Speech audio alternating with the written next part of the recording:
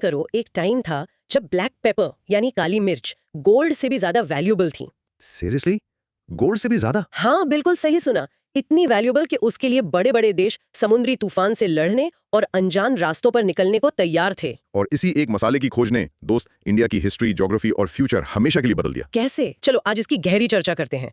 और हाँ, अगर ऐसी अमेजिंग हिस्टोरिकल स्टोरीज पसंद है तो आगे बढ़ने से पहले 1 सेकंड लगेगा, जल्दी से सब्सक्राइब बटन दबा दो और नोटिफिकेशन बेल ऑन कर लो ताकि कोई भी एक्शन मिस ना हो। बिल्कुल। आज हम एक एपिक जर्नी पर चलेंगे। तो आज का टॉपिक क्या है? Advent of the Europeans in India. Broad micro theme, understanding the sequence, motives and rivalries of European powers in India leading to British supremacy. Okay, so sequence, motives, rivalries sounds exciting. It is.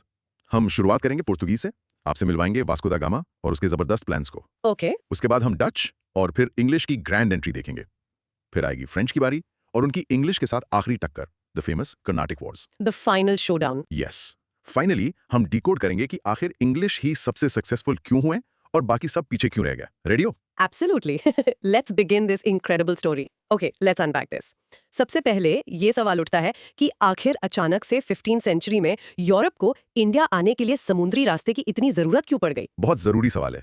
तो सबसे पहले इस topic को define करते हैं। हाँ, बिल्कुल। पुर्तगालियों का परिचय और आने के कारण। Introduction and reasons for arrival. Portuguese अकेले ऐसी यूरोपियन पावर थे जिन्होंने इंडिया के लिए डायरेक्ट सी रूट डिस्कवर किया, जिसका मेन मकसद था स्पाइस ट्रेड को कंट्रोल करना। राइट, स्पाइस ट्रेड को कंट्रोल करना। इसका कोई रियल लाइफ एग्जांपल हो सकता है? बिल्कुल। सोचो तुम्हारा फेवरेट पिज्जा प्लेस बंद हो जाए और अब तुम्हें पिज्जा के लिए आगे के शहर जाना पड़े। Oh, that would be a disaster. Europe के लिए भी कुछ ऐसा ही हुआ। उनका पुराना ट्रेड रूट कॉन्स्टेंटिनोपल 1453 में ऑटोमन टर्क्स ने कैप्चर कर लिया। अब उन्हें स्पाइसेस और लग्जरी गुड्स के लिए नया रास्ता ढूंढना ही था। अच्छा, तो ये थी मजबूरी।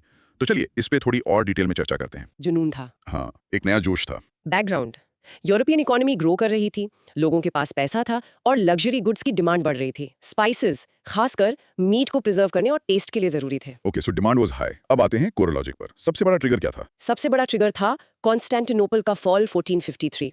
इससे लैंड रूट पर अरब मिडिलमैन का कंट्रोल हो गया, जिससे स्पाइसेस बहुत महंगे हो गए। अब उन्हें बाईपास करना जरूरी हो गया था। राइट, मिडिलमैन को हटाना था। दूसरा, Prince Henry the navigator. Portugal का ये प्रिंस ऑब्सेस था इंडिया के लिए सी रूट ढूंढने से। उसका मोटिव था मुस्लिम डोमिनेशन को तोड़ना और क्रिश्चियनिटी स्प्रेड करना। तो ट्रेड के साथ रिलीजन भी एक एंगल था। बिल्कुल। फिर आती है ट्रीटी ऑफ टॉर्डेसर 1494। पोप ने पोर्चुगल और स्पेन के बीच नॉन क्रिश्चियन दुनिया को एक इमेजिनरी लाइन से बांट दिया। बेसिकली ईस्ट तुम्हारा, वेस्ट हमारा। इससे पोर्चुगल को इंडिया की तरफ आने का ग्रीन सिग्नल मिल गया। कूल ना? Wow, that's fascinating. पूरी दुनिया को बांट दिया। और आखिरी पीस था बर्तलोमेओ डियाज। 1487 में वो अफ्रीका के केप ऑफ गुड होप तक पहुंच गया। रास्ता ऑलमोस्ट मिल ही गया था। तो इन सब चीजों का रियल वर्ल्ड इंपैक्ट क्या हुआ इंडिया पर? इम्पैक्ट बहुत गहरा था। इस खोज ने इंडिया को ग्लोबल स्टेज के सेंटर में ला दिया और आने वाली सदियों के लिए उसकी डेस्टिनी लिख दी। सो कंक्लूजन में हम कह सकते हैं कि ये सिर्फ ट्रेड रूट की खोज नहीं थी, ये आर्थिक, धार्मिक और राजनीतिक पावर का एक स्ट्रेटेजिक मूव था। Perfectly put. ओके, अब कुछ क्रॉस क्वेश्चनिंग हो जाए। एक सवाल, ट्रीटी ऑफ टॉर्डेसिलास इंडिया के लिए इतनी इंपॉर्टेंट क्यों थी, जबकि वो लाइन तो अटलांटिक ओशन में थी? बढ़िया क्वेश्चन। क्योंकि उस ट्रीटी ने स्पेन को वेस्ट की तरफ मतलब अमेरिकास पर फोकस करने पर मजबूर किया और पोर्चुगल को ईस्ट की तरफ यानी अफ्रीका और एशिया को एक्सप्लोर करने का लीगल और रिलीजियस अधिकार दे दिया। इसके बिना शायद पोर्चुगीज इतने कॉन्फिडेंस से आगे नहीं बढ़ते। Make sense. और प्रिंस हेनरी को नेविगेटर क्यों कहते थे, जबकि वो खुद कभी लंबी वॉयजेस पर नहीं गया? क्योंकि वो एक्सपेडिशंस को फंड करता था, उन्हें एनकरेज करता था और नेविगेशन की टेक्नोलॉजी में हेवी इन्वेस्टमेंट करता था। ही वाज द मास्टरमाइंड, समझे? डायरेक्टर था फिल्म का, एक्टर नहीं। अच्छा, got it. UPSC prelims perspective से अगर पूछें कि पोर्चुगीज के आने का प्राइमरी रीजन क्या था, ट्रेड या रिलीजन, तो क्या चूज करना चाहिए? ऑब्जेक्टिव्स एक दूसरे को सपोर्ट करते थे, but the driving force was economic, the spice trade. Religion was a powerful justification. Okay, so trade first. Europe में शिप बिल्डिंग टेक्नोलॉजी का इसमें कितना बड़ा रोल था? बहुत बड़ा। बेहतर शिप्स जैसे कैरावेल और नेविगेशन टूल्स के बिना केप ऑफ गुड होप जैसे डेंजरस रास्ते को क्रॉस करना इम्पॉसिबल था।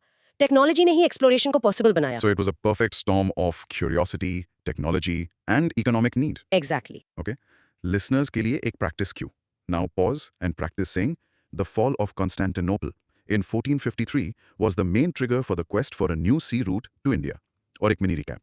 In short, यूरोप ने पुराने ट्रेड रूट्स पर मुस्लिम कंट्रोल को बाईपास करने के लिए इंडिया का समुद्री रास्ता खोजा।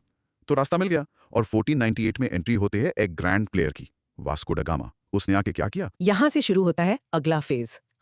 वास्को डी गामा से अल्बुकर्क तक, from Vasco da gamma two Albuquerque. ये वो फेज था जब पोर्चुगीज ट्रेडिंग पोस्ट से आगे बढ़कर मिलिट्री पावर यूज करके इंडियन टेरिटरी पर कंट्रोल करने लगे। ओके, इसका कोई रियल लाइफ एग्जांपल? इमेजिन एक नया मॉल खुलता है और वो पहले सिर्फ डिस्काउंट्स देता है, फिर धीरे धीरे वो छोटे दुकानदारों को मार्केट से बाहर कर देता है और पूरे एरिया में अपनी मोनोपोली बना लेता है। पोर्चुगीज ने यही किया। अच्छा, तो इसकी शुरुआत कैसे हुई? वास्को डी गामा का कैलिकट में आना इंडियन हिस्ट्री का एक टर्निंग पॉइंट था। कैलिकट के हिंदू रूलर जैमोरिन ने उसका फ्रेंडली वेलकम किया। क्यों? क्योंकि कैलिकट एक अहम ट्रेडिंग पोर्ट, एंट्रपोर्ट था और उसे लगा कि नए ट्रेडर्स से फायदा ही होगा। लेकिन वहां पहले से मौजूद अरब ट्रेडर्स को खतरा महसूस हुआ। और फिर शुरू हुआ core logic. Vasco the gamma ने क्या किया? वास्को द गामा 1498 और 1402 पहली बार आया, 3 महीने रुका। जब वापस गया तो अपने साथ लाए माल को यूरोप में 60 गुना प्रॉफिट पर बेचा। ये देखकर बाकी सबकी आंखें खुल गई। दूसरी बार जब 1502 में आया तब उसका प्लान क्लियर था, अरब ट्रेडर्स को बाहर करो और मोनोपोली स्थापित करो। उसने कैलिकट, कैनानौर और कोचिन में ट्रेडिंग फैक्ट्रीज बनाई। तो वायलेंस शुरू से प्लान का हिस्सा था। हाँ, पेड्रो अल्वारेस कैब्राल 1500 इसने कैलिकट में फैक्ट्री बनाई। लोकल लोगों से झगड़ा हुआ, जिसके बदले में उसने अरब शिप्स को जलाया, क्रू को मारा और कैलिकट पर बम्बार्ड भी किया। फिर आया पहला governor Francisco de Almeida 1505 to 1509। इसकी ब्लू वाटर पॉलिसी क्या थी? उसकी पॉलिसी थी कि जमीन पर किले बनाने से ज्यादा जरूरी है इंडियन ओशन पर कंट्रोल करना। इसके लिए उसने कार्टाज सिस्टम शुरू किया। जो भी शिप इस समुंदर से गुजरेगा उसे पोर्चुगीज से परमिट कार्टाज लेना होगा, नहीं तो उसे लूट लिया जाएगा। He wanted to be the master of the Indian Ocean. दादागिरी बेसिकली। बिल्कुल। लेकिन the real founder of Portuguese power in India था अल्फांसो डे अल्बुकर्क 1509 से 1515। उसने अल्मेडा की पॉलिसी को आगे बढ़ाया। उसने 1510 में सुल्तान ऑफ बीजापुर से गोवा छीन लिया। ये पहली इंडियन टेरिटरी थी जो अलेक्जेंडर के बाद किसी यूरोपियन के कंट्रोल में आई। और उसने सती अबॉलिश करने जैसा काम भी किया था। हाँ, उसने सती प्रथा को अपने एरिया में अबॉलिश किया और पोर्चुगीज मर्दों को लोकल वुमेन से शादी करने के लिए एनकरेज किया ताकि एक परमानेंट पॉपुलेशन बनाई जा सके। उसका गोल स्ट्रेटेजिक था, अ टेरिटोरियल एम्पायर। तो इसका रियल वर्ल्ड इम्पैक्ट ये हुआ कि इंडियन ओशन में फ्री ट्रेड खत्म हो गया। एग्जैक्टली, नेवल पावर सबसे इंपॉर्टेंट हो गई। और कंक्लूजन में पोर्चुगीज ने सिर्फ 15 साल में ट्रेडिंग से रूलिंग की तरफ एक बड़ा शिफ्ट किया, जिसका बेस था सुपीरियर नेवल पावर और ruthless ambition. Let's do some cross questioning on this. Almeida की ब्लू वाटर पॉलिसी और अल्बुकर्क की टेरिटोरियल कॉन्क्वेस्ट पॉलिसी, इन दोनों में से आखिरकार बेहतर कौन सी साबित हुई एंड व्हाई? अल्बुकर्क की, डेफिनेटली, क्योंकि ब्लू वाटर पॉलिसी सिर्फ समुद्र तक सीमित थी। जमीन पर गोवा जैसे स्ट्रेटेजिक बेसिस के बना समुद्र पर लॉन्ग टर्म कंट्रोल रखना मुश्किल था। अल्बुकर्क समझ गया था कि दोनों जरूरी हैं, land and sea. Interesting. Albuquerque ने सती अबॉलिश की और इंडियन से मैरिज इनकरेज की। इसके पीछे सोशल रिफॉर्म था या कोई स्ट्रैटेजिक रीजन? Primarily strategic. वो एक loyal local Christian population create करना चाहता था जो पोर्चुगीज एम्पायर को सपोर्ट करे। Social reform was a by product, not the main goal. अच्छा, यूपीएससी ट्रिक क्वेश्चन। कार्टियस सिस्टम आखिर था क्या? Was it just a permit या इसे कुछ और भी था? ये सिर्फ एक परमिट नहीं था, it was an assertion of sovereignty over the sea. इसके जरिए पोर्चुगीज ने नॉन फ्रेंडली शिप से ब्लैक पेपर और कुछ और आइटम्स ले जाने पर भी रोक लगा दी थी। It was a tool of economic warfare. Right. Indian rulers ने पोर्चुगीज नेवल पावर को काउंटर क्यों नहीं किया? उनके पास ऐसी नेवी थी ही नहीं। चोलास के बाद इंडियन रूलर्स ने नेवल पावर को निग्लेक्ट कर दिया था। उन्हें लगा ही नहीं कि समंदर से भी कोई खतरा आ सकता है। तो गोवा का कैप्चर इतना बड़ा इवेंट क्यों माना जाता है? क्योंकि ये पहला कदम था कॉलोनाइजेशन की तरफ। It was a shift from setting up a factory to owning a piece of India. It became their capital and base of operations for centuries. Okay, so it was symbolic and strategic. Let's have a practice cue. Almeida's blue water policy focused on sea control, while Albuquerque focused on building a territorial empire starting with Goa. और mini recap. In short, Portuguese ने Vasco da Gama के जरिए trade शुरू किया और एल्बक्यूके के under Goa जीतकर एक टेरिटोरियल पावर बन गए। तो पुर्तगालियों ने आते ही धूम मचा दी। But here's where it gets really interesting. जो इतनी तेजी से ऊपर उठे वो आखिर डिक्लाइन क्यों हो गए? ये भी एक फैसिनेटिंग स्टोरी है। सो टॉपिक है, ये भी एक फैसिनेटिंग स्टोरी है। सो टॉपिक है का पुर्तगालियों का पतन, decline of the Portuguese. 18th century आते आते पोर्चुगीज इंडिया में एक मेजर कमर्शियल और पॉलिटिकल पावर नहीं रहे। वो गोवा, दमन और दीव जैसे कुछ इलाकों तक सिमट कर रह गए। इसका रियल लाइफ एग्जांपल तो मुझे पता है, जैसे नोकिया फोन्स एक टाइम पर मार्केट लीडर थे, फिर नए प्लेयर्स आए, एंड्रॉइड, एप्पल, टेक्नोलॉजी बदली और नोकिया अडेप्ट नहीं कर पाया। Perfect analogy. पोर्चुगीज के साथ भी यही हुआ। इंट्रोडक्शन। पोर्चुगल का डिक्लाइन अचानक नहीं हुआ। ये सेवरल फैक्टर्स का रिजल्ट था जो धीरे धीरे उनकी पावर को कमजोर करते गए। अच्छा, बैकग्राउंड में क्या चल रहा था? उनका फोकस ब्राजील की डिस्कवरी के बाद अमेरिका की तरफ शिफ्ट हो गया। ब्राजील उनके लिए इंडिया से ज्यादा प्रॉफिटेबल कॉलोनी बन गया। तो उनका ध्यान भटक गया। अब आते हैं core logic, the decline factors पर। पहला factor, rise of new powers. North India में मुगल्स, डेक्कन में मराठा जैसे पावरफुल डायनेस्टीज आ गईं। अब पोर्चुगीज के लिए मनमानी करना आसान नहीं था। मराठास ने तो 1739 में उनसे सालसेट और बसेन भी छीन लिया। Okay, so Indian power stronger हो गई। हाँ। दूसरा, रिलीजियस इंटॉलरेंस। उनकी जबरदस्ती कन्वर्जन की पॉलिसी और इंक्विजिशन ने हिंदू और मुस्लिम्स दोनों को उनका दुश्मन बना दिया। अकबर ने जेजुइट मिशन को आमंत्रित किया, पर उनका मोटिव कन्वर्जन ही था जो फेल हो गया। और उनकी ट्रेड प्रैक्टिसेस भी तो अजीब थी। बिल्कुल, डिसऑनेस्ट ट्रेड प्रैक्टिसेस। वो पायरेट्स की तरह बिहेव करते थे। उनकी समुद्री गुंडागर्दी से सब परेशान थे। फिर आया सबसे बड़ा factor, competition from English and Dutch. Yes, English और डच उनसे बेहतर फंडित थे, उनकी नेवी ज्यादा एडवांस थी और उनका अप्रोच ज्यादा कमर्शियल था। और यूनियन विद स्पेन 1580-81, इस यूनियन की वजह से पोर्चुगल स्पेन के दुश्मनों मतलब इंग्लैंड और हॉलैंड से भी लड़ाई में फंस गया, जिससे उन्हें इंडिया में नुकसान हुआ। अच्छा, और मुगल से भी तो उनकी लड़ाई हुई थी। हाँ, कैप्चर ऑफ हुगली 1632। शाहजहां के टाइम उन्होंने बंगाल के हुगली में स्लेव ट्रेड शुरू कर दिया। इवन मुमताज महल की 2 स्लेव गर्ल्स को किडनैप कर लिया। इससे गुस्सा होकर मुगल गवर्नर कासिम खान ने हुगली पर अटैक किया और उन्हें वहां से भगा दिया। तो इसका रियल वर्ल्ड इम्पैक्ट ये हुआ कि उनके डिक्लाइन से इंग्लिश और डच के लिए इंडिया में स्पेस बना। Alright, cross questioning time. अगर ब्राजील डिस्कवर ना होता तो क्या पोर्चुगीज इंडिया में ज्यादा टाइम तक रूल कर पाते? Good question. शायद उनका होल्ड थोड़ा स्ट्रांग रहता, बट इंग्लिश और डच का आना तो सुनामी जैसा था, जिसे रोकना उनके लिए वैसे भी मुश्किल था। ब्राजील ने बस उनके डिक्लाइन को स्पीड अप कर दिया। हुगली इंसिडेंट को इतना डिटेल में क्यों बताया जाता है? क्योंकि ये दिखाता है कि पोर्चुगीज ने मुगल पावर को अंडर एस्टिमेट करने की गलती की। इस इंसिडेंट के बाद मुगल्स ने इंग्लिश को फेवर करना शुरू कर दिया, at least for a while. It was a major PR disaster for the Portuguese. Alfonso de Sousa का वो quote, sword in one hand and crucifix in the other, इसका क्या मतलब है? ये उनकी पॉलिसी का परफेक्ट समरी है। वो कहते थे कि हम यहाँ रिलीजन, क्रूसिफिक्स और मिलिट्री पावर स्वॉर्ड के साथ आए थे, फिर हमने गोल्ड देखा तो क्रूसिफिक्स साइड में रख दिया। जब गोल्ड इतना भारी हो गया कि एक हाथ से नहीं संभला तो हमने स्वॉर्ड भी गिरा दी, और इस पोस्चर में हमें आने वालों ने यानी इंग्लिश और डच ने आसानी से हरा दिया। It's a critic of their own grid and corruption. Wow, UPSC perspective. Portuguese decline का सबसे बड़ा फैक्टर क्या था? इंटरनल करप्शन पॉलिसीज या एक्सटर्नल कंपटीशन?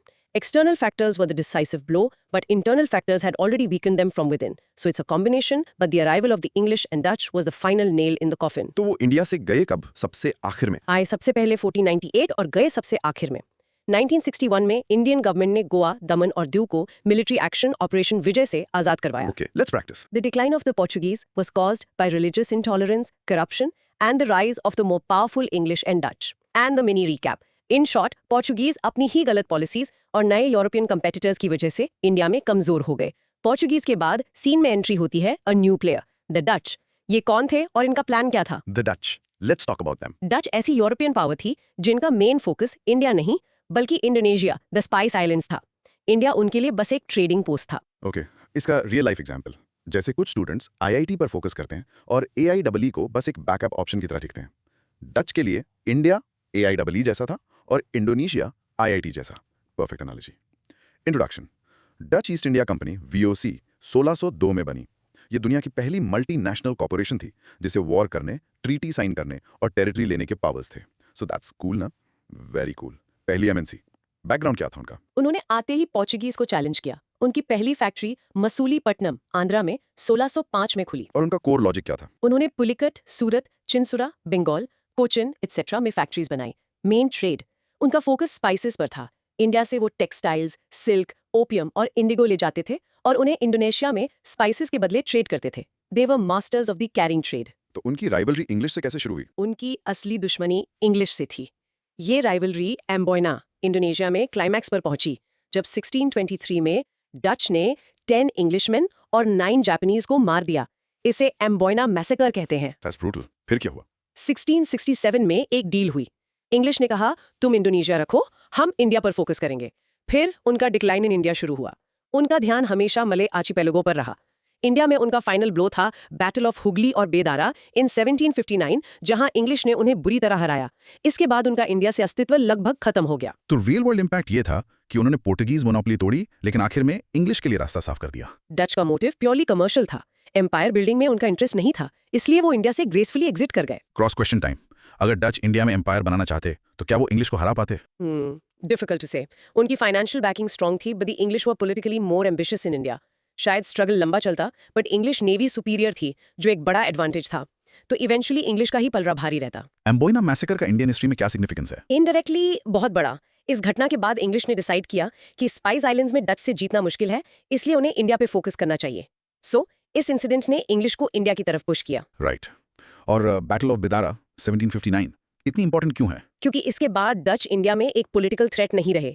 इंग्लिश का एक और यूरोपियन राइवल खत्म हो गया। याद रखना, 2 साल पहले 1757 में बैटल ऑफ प्लासी हो चुकी थी। English were on a roll. Dutch के इंडिया में मेन ट्रेडिंग कमोडिटीज क्या थे? सॉल्ट पीटर बिहार से, जो गन पाउडर के लिए इंपॉर्टेंट था, सिल्क एंड कॉटन बंगाल और गुजरात से, ओपियम और इंडिगो, ये चीजें यूरोप में बहुत डिमांड में थी। अच्छा, तो डीन्स का क्या हुआ? उनका जिक्र बहुत कम आता है। The Danes. हाँ। डैनिश ईस्ट इंडिया कंपनी 1616 में आई। उनके सेटलमेंट्स ट्रैंकोबार तमिलनाडु और सेरमपोर बंगाल में थे, लेकिन वो कॉमर्स से ज्यादा अपनी मिशनरी एक्टिविटीज के लिए जाने जाते हैं। इवेंचुअली 1845 में उन्होंने अपनी सारी फैक्ट्रीज ब्रिटिश को बेच दी। बहुत peaceful exit. Okay, so they were a minor player. Practice क्यों?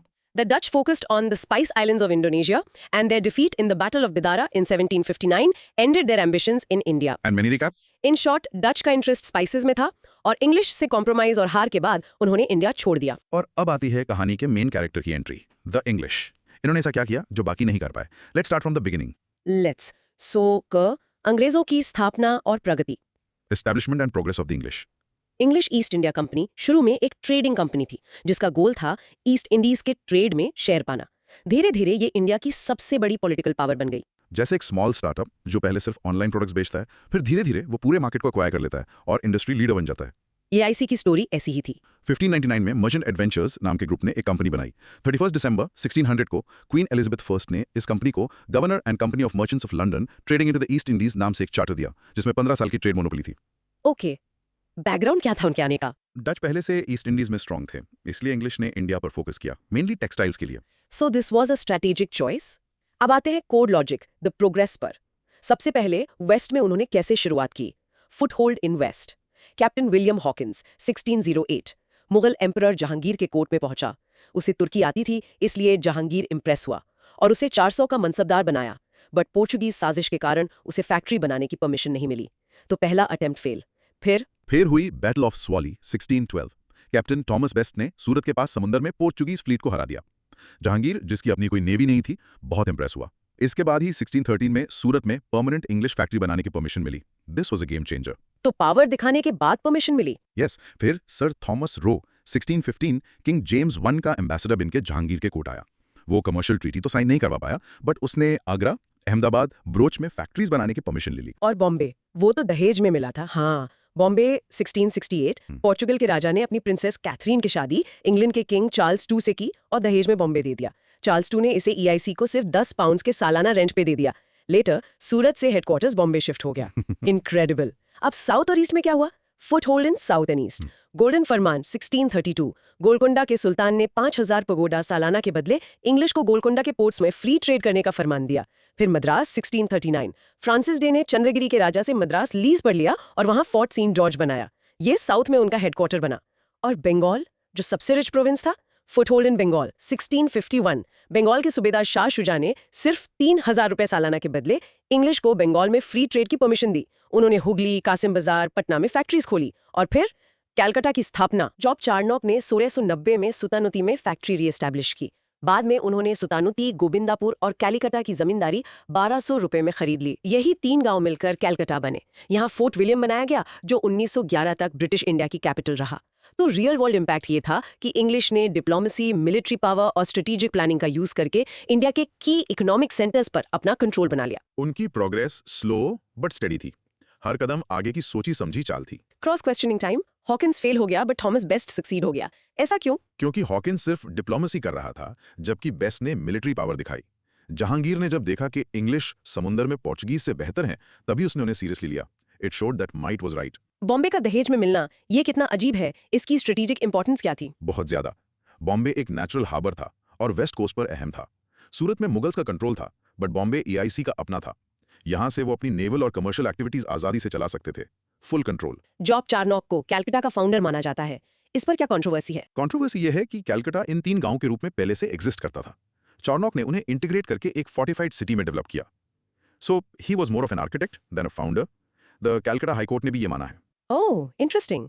शाह शुजा ने इतनी आसानी से इंग्लिश को बंगाल में ट्रेड राइट्स क्यों दे दिए? For a steady income of ₹3000 per year, जो उस टाइम एक अच्छा अमाउंट था, उसने इंग्लिश की लॉन्ग टर्म एम्बिशंस को अंडर एस्टिमेट किया।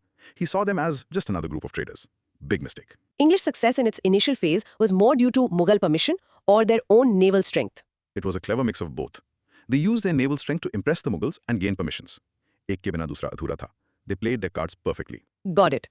Now for the practice cue. The English established their first factory in Surat in 1613 after defeating the Portuguese at the Battle of Swali in 1612. And the mini recap. In short, English ने diplomacy और naval power का use करके India के waste, south और east coast पर अहम trading centre स्थापित किए। इंग्लिश को अभी तक जो मिला था वो ट्रेलर था। असली जैकपॉट तो अब लगने वाला था। बिल्कुल। अब आते हैं उस फरमान पर जिसने सब कुछ बदल दिया। ख फर्रुखसियार का फरमान और फ्रांसीसियों का आगमन। फर्रुखसियार्स फरमान्स and the arrival of the French. So first Farrukhsiyar's फरमान 1717। मुगल एम्परर फर्रुखसियर द्वारा 1717 में जारी किए गए 3 फरमान्स जिन्हें कंपनी का मैग्ना कार्टा कहा जाता है। Magna Carta of the company. Wow, इसके पीछे की कहानी क्या है? एक English mission led by John sermon Farrukhsiyar के दरबार पहुंचा और अब कॉलॉजिक द प्रिविलेजेस सिर्फ 3000 रुपये सालाना के बदले कंपनी के इंपोर्ट्स और एक्सपोर्ट्स पर सारे कस्टम्स ड्यूटीज माफ। 3000 में पूरा Bengal, that's an insane deal. It was. और दस्तक्स, कंपनी को दस्तक्स पासेस इशू करने का अधिकार मिला। इसका मतलब था कि कंपनी ऑफिशियल्स अपने गुड्स को बिना टैक्स दिए ट्रांसपोर्ट कर सकते थे। इसका बहुत मिसयूज हुआ। ओके, सो ये मिसयूज वाला पॉइंट इंपॉर्टेंट है। फ्री ट्रेड का प्रिविलेज कंटिन्यू रहा। सूरत 10,000 रुपये सालाना के बदले सभी ड्यूटीज माफ। और कॉइन्स, बॉम्बे में बनाए गए कंपनी के सिक्कों को पूरे मुगल एम्पायर में करेंसी माना जाएगा। ये तो बहुत बड़ी बात है, अपनी करेंसी। हाँ, रियल वर्ल्ड इम्पैक्ट। इसने कंपनी को बाकी सभी ट्रेडर्स, चाहे इंडियन हो या यूरोपियन, पर एक अनफेयर एडवांटेज दे दिया। This was the single most important factor that paved the way for the economic and political dominance. So the mini recap, Farrukhsiyar के फरमान ने ईआईसी को ऐसी कमर्शियल पावर्स दे दी जिससे वो अनबीटेबल हो गए। एग्जैक्टली। और अब उनके आखिरी चैलेंजर की एंट्री होती है, the French. The last European power थे जो इंडिया में ट्रेड के लिए आए और इंग्लिश के सबसे बड़े राइवल बने। इनकी कंपनी कब बनी थी? उनकी कंपनी कंपनी दे ज़ान द ओरिएंटालिस 1664 में किंग लुई 14 के मिनिस्टर कॉलबर्ट ने बनाई थी। ये एक स्टेट कंट्रोल्ड कंपनी थी। Coralogic their settlements. Coralogic their settlements. पहली फैक्ट्री सूरत 1668 में और दूसरी मसूलीपट्टनम 1669 में खुली। Coralogic their settlements. उनका सबसे इंपॉर्टेंट सेटलमेंट पौंडीचेरी 1674 था, जिसे फ्रांसवा मार्टिन ने डेवलप किया। ये इंडिया में फ्रेंच पावर का नर्व सेंटर था। Coralogic their settlements. बंगाल में चंदन नगोर उनका अहम बेस था। तो कंक्लूजन ये है कि फ्रेंच देर से आए, बट उनके एम्बिशंस बड़े थे, जिसके कारण उनका इंग्लिश से टकराव होना तय था। बिल्कुल, this stage was set. Let's cross question, Farrukhsiyar ने इतने वैल्यूएबल प्रिविलेजेस कंपनी को क्यों दे दिए? कहा जाता है कि उस मिशन में एक सर्जन विलियम हैमिल्टन भी था जिसने फर्रुखसियार की एक बीमारी का इलाज किया था। इससे खुश होकर एम्परर ने ये फरमान्स जारी किए। Basically a mix of flattery, diplomacy and a bit of luck for the English. अच्छा, दस्तक सिस्टम इतना कंट्रोवर्शियल क्यों था? क्योंकि कंपनी ऑफिशियल्स इसका यूज अपने प्राइवेट ट्रेड के लिए भी करने लगे। वो इंडियन मर्चेंट्स को भी दस्तक्स बेचते थे। इससे बंगाल के नवाब को हैवी रेवेन्यू लॉस होता था। यही आगे चलकर बैटल ऑफ प्लासी का एक बड़ा कारण बना। ये करप्शन की जड़ थी। ओके, फ्रेंच कंपनी और इंग्लिश कंपनी में बेसिक डिफरेंस क्या था? इंग्लिश कंपनी एक प्राइवेट एंटरप्राइज थी जिसमें शेयर होल्डर्स का पैसा लगा था, डिसीजंस फास्ट होते थे और प्रॉफिट मोटिव स्ट्रांग था। फ्रेंच कंपनी स्टेट ओन्ड थी, डिसीजंस पेरिस से आते थे जिसमें डिले होता था और वो गवर्नमेंट पॉलिसी से बंधी हुई थी। This was a crucial difference. तो एक स्टार्टअप जैसा एजाइल था और दूसरा एक सरकारी डिपार्टमेंट जैसा slow. Perfect way to put it. Pondicherry French के लिए इतना अहम क्यों था? जैसे इंग्लिश के लिए कैलकाटा, बॉम्बे और मद्रास अहम थे, वैसे ही फ्रेंच के लिए पौंडीचेरी उनका स्ट्रॉन्ग होल्ड था। यहाँ से वो साउथ इंडिया की पॉलिटिक्स को कंट्रोल करने की कोशिश करते थे। उनका कमांड सेंटर था। सो अब स्टेज सेट हो चुका था इंडिया के फाइनल बॉस बैटल के लिए। Absolutely, the English versus the French. दोनों पावरफुल, दोनों एम्बिशियस। और इस बैटल का मैदान बना द कर्नाटिक रीजन। फर्रुखसियार्स फरमान of 1717, the Magna Carta of the company, gave them huge trade privileges, especially the right to issue दस्तक्स। And the mini recap, फरमान से English economically strong हुए, जबकि फ्रेंच की एंट्री ने उनके लिए एक पावरफुल पॉलिटिकल राइवल खड़ा कर दिया। Here's where it gets really interesting. India अब बनने वाला था एक चेस बोर्ड और प्लेयर्स थे इंग्लिश और French. The prize, control over India. Yes, the great game begins। पहला कर्नाटक युद्ध, फर्स्ट कार्नेटिक वॉर 1740-48। ये यूरोप में चल रहे ऑस्ट्रियन वॉर ऑफ सेसेशन का एक एक्सटेंशन था। लड़ाई वहां शुरू हुई, आग इंडिया तक पहुंची।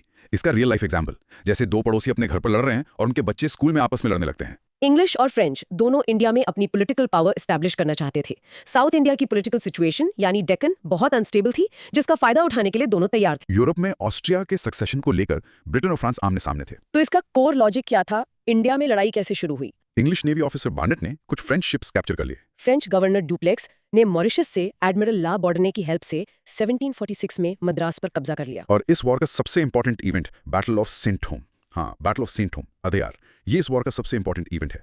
इंग्लिश ने कर्नाटक के नवाब अनवरुद्दीन से हेल्प मांगी। नवाब ने फ्रेंच को मद्रास खाली करने को कहा, फ्रेंच ने मना कर दिया। नवाब ने एक बड़ी आर्मी लगभग 10,000 सोल्जर्स की भेजी। फ्रेंच के पास सिर्फ 1,000 सोल्जर्स थे, बट कैप्टन पैराडाइज के अंडर एक स्मॉल डिसिप्लिन फ्रेंच आर्मी ने महफूज खान की बड़ी इंडियन आर्मी को आसानी से हरा दिया। Wow, 10 to 1 odds. फिर वॉर का रिजल्ट क्या निकला? फ्रेंच को नॉर्थ अमेरिका में उनकी टेरिटरी वापस मिल गई। तो इसका रियल वर्ल्ड इंपैक्ट क्या था? बैटल ऑफ सेंट थॉमे एक आई ओपनर थी। इसने साबित कर दिया कि एक छोटी सी वेल ट्रेन्ड यूरोपियन आर्मी एक बड़ी अनडिसिप्लिन्ड इंडियन आर्मी को हरा सकती है। इसने ये भी दिखाया कि इस लड़ाई में नेवल पावर कितनी जरूरी है। पहला वॉर इनकंक्लूसिव रहा, बट इसने आने वाले कॉन्फ्लिक्ट्स की नींव रख दी और यूरोपियंस को इंडियन रूलर्स की मिलिट्री वीकनेस दिखा दी। प्रिसाइसली। क्रॉस क्वेश्चनिंग, अगर ये वॉर यूरोप की लड़ाई का एक्सटेंशन था तो बैटल ऑफ सेंट थॉमे में इंडियन नवाब क्यों इन्वॉल्व हो गया? इंग्लिश ने उसे अपील की, हम आपके मेहमान हैं, हमारी रक्षा कीजिए। नवाब ने अपनी अथॉरिटी दिखाने की कोशिश की, लेकिन फ्रेंच ने उसकी अथॉरिटी को चैलेंज किया और उसे हरा भी दिया। डुप्लेक्स फ्रेंच गवर्नर था और ला बोर्डोने कौन था? ला बॉर्डने मॉरिशस का फ्रेंच गवर्नर था। उन दोनों में अनबन भी थी। ला बॉर्डने ने इंग्लिश से पैसे लेकर मैद्रास छोड़ने का वादा कर लिया था, लेकिन डुप्लेक्स ने उसे रोका। ये फ्रेंच लीडरशिप में इंटरनल कॉन्फ्लिक्ट्स को दिखाता है। अच्छा, बैटल ऑफ सेंट थॉम को इतना आई ओपनर क्यों कहते हैं? इससे पहले यूरोपियंस इंडियन रूलर्स से डरते थे या एटलीस्ट उनकी पावर को रिस्पेक्ट करते थे। इस बैटल ने उन्हें कॉन्फिडेंस दिया कि वो सिर्फ ट्रेड नहीं बल्कि मिलिट्री कॉन्क्वेस्ट भी कर सकते हैं। It expose the myth of the invincibility of large Indian armies. Treaty of Aix Chapelle से क्या साबित हुआ? से डिसाइड हो रहे थे। मद्रास का फैसला इंडिया में नहीं, यूरोप में हुआ। India was becoming a pawn in their game. तो इस वॉर का असली विनर कौन था? Tactically French. उन्होंने मद्रास कैप्चर किया और नवाब की आर्मी को हराया, बट स्ट्रेटेजिकली कोई नहीं। स्टेटस को रिस्टोर हो गया, बट इससे जो सबक मिले उससे आगे इंग्लिश ने ज्यादा फायदा उठाया। Okay, got it. Time for a practice cue. The First Carnatic War is remembered for the Battle of Saint Thom, which proved the superiority of a small, disciplined European army over a large Indian army. And the mini cap. पहला Carnatic war Europe की लड़ाई का असर था, जिसका result inconclusive रहा, लेकिन इसने इंडियन रूलर्स की कमजोरी उजागर कर दी। पहला राउंड ड्रॉ हो गया, अब बारी थी दूसरे राउंड की। इस बार मामला डोमेस्टिक था। हाँ, इस बार लड़ाई इंडिया के अंदर ही शुरू हुई। ख दूसरा कर्नाटिक युद्ध, सेकेंड कर्नाटिक वॉर 1749-54 और डुप्ले का पतन, फॉल ऑफ डुप्लेक्स। ये वॉर इंडियन रूलर्स के सक्सेशन डिस्प्यूट्स के कारण हुआ, जिसमें फ्रेंच और इंग्लिश ने ऑपोजिट साइड्स को सपोर्ट किया। जैसे दो परिवार जमीन के लिए लड़ रहे हैं और दो बाहरी लोग एक एक परिवार को सपोर्ट करके अपना फायदा निकालने की कोशिश कर रहे हैं। बिल्कुल वही। इंट्रोडक्शन। फ्रेंच गवर्नर डुप्लेक्स बहुत एम्बिशियस था। उसने सोचा कि इंडियन पॉलिटिक्स में इंटरफियर करके फ्रेंच इन्फ्लुएंस बढ़ाया जा सकता है। Background, the disputes. निजामुल मुल्क की डेथ के बाद उसके बेटे नासिर जंग और ग्रैंडसन मुजफ्फर जंग के बीच थ्रोन के लिए लड़ाई शुरू हुई। नवाब अनवरुद्दीन को चंदा साहिब चैलेंज कर रहा था। और कोर लॉजिक में टीम्स कैसे बनी? शुरू में फ्रेंच जीत रहे थे। हाँ, उसे Mughal territories south of Krishna river का गवर्नर बना दिया गया। हैदराबाद में एक फ्रेंच आर्मी अंडर बुस्सी रखी गई। ये सब्सिडरी अलायंस का पहला वर्जन था। वाह, फिर आया the turning point, Robert Clive's master stroke. Yes, Anwaruddin का बेटा मोहम्मद अली ट्रिचनोपोली के किले में घिरा हुआ था। फ्रेंच जीत के करीब थे। तब एक young EIC agent Robert Clive ने एक डेयरिंग प्लान सजेस्ट किया। ट्रिचनोपोली से प्रेशर हटाने के लिए कार्नाटिक की कैपिटल आरकोट पर अटैक करो। Seize of Arcot 1751। क्लाइव ने सिर्फ 210 सोल्जर्स के साथ आरकोट पर कब्जा कर लिया। चंदा साहिब को अपनी आर्मी ट्रिचनोपोली से हटाकर आरकोट भेजनी पड़ी। क्लाइव ने 53 दिन तक किले को डिफेंड किया और जीत गया। इस जीत ने क्लाइव को हीरो बना दिया और वॉर का पासा पलट दिया। तो यहां से फ्रेंच की हार शुरू हुई। हाँ, फ्रेंच डिफीट। आरकोट के बाद इंग्लिश का मोराल हाई हो गया। उन्होंने ट्रिचनोपोली में मोहम्मद अली को बचा लिया। चंदा साहिब पकड़ा गया और मार दिया गया। हाँ, फ्रेंच डिफीट। हाँ, इसका रियल वर्ल्ड इंपैक्ट ये हुआ कि डुप्लेक्स का प्लान फेल हो गया। फ्रेंच कंपनी को हेवी फाइनेंशियल लॉसेस हुए और इसी वजह से duplex was recalled. Yes, French authorities duplex की पॉलिसी से परेशान हो गए। उसकी पॉलिटिकल एम्बिशंस कंपनी को महंगी पड़ रही थीं। 1754 में उसे वापस फ्रांस बुला लिया गया। उसकी जगह गुडेह्यू आया, जिसने इंग्लिश से ट्रीटी कर ली। इस वॉर ने साबित कर दिया कि इंडियन रूलर्स अब यूरोपियन सपोर्ट पर डिपेंडेंट हो गए थे। Okay, cross questioning.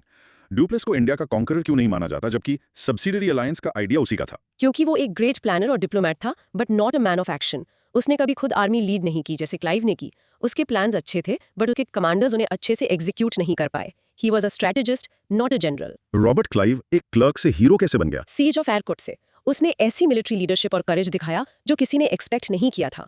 उसने साबित किया कि वो सिर्फ एक राइटर नहीं बल्कि एक बॉर्न लीडर है। उसने इनिशिएटिव लिया। फ्रेंच गवर्नमेंट ने डुप्लेक्स को रिकॉल करके गलती की या सही किया? हिस्टोरियंस डिवाइडेड हैं।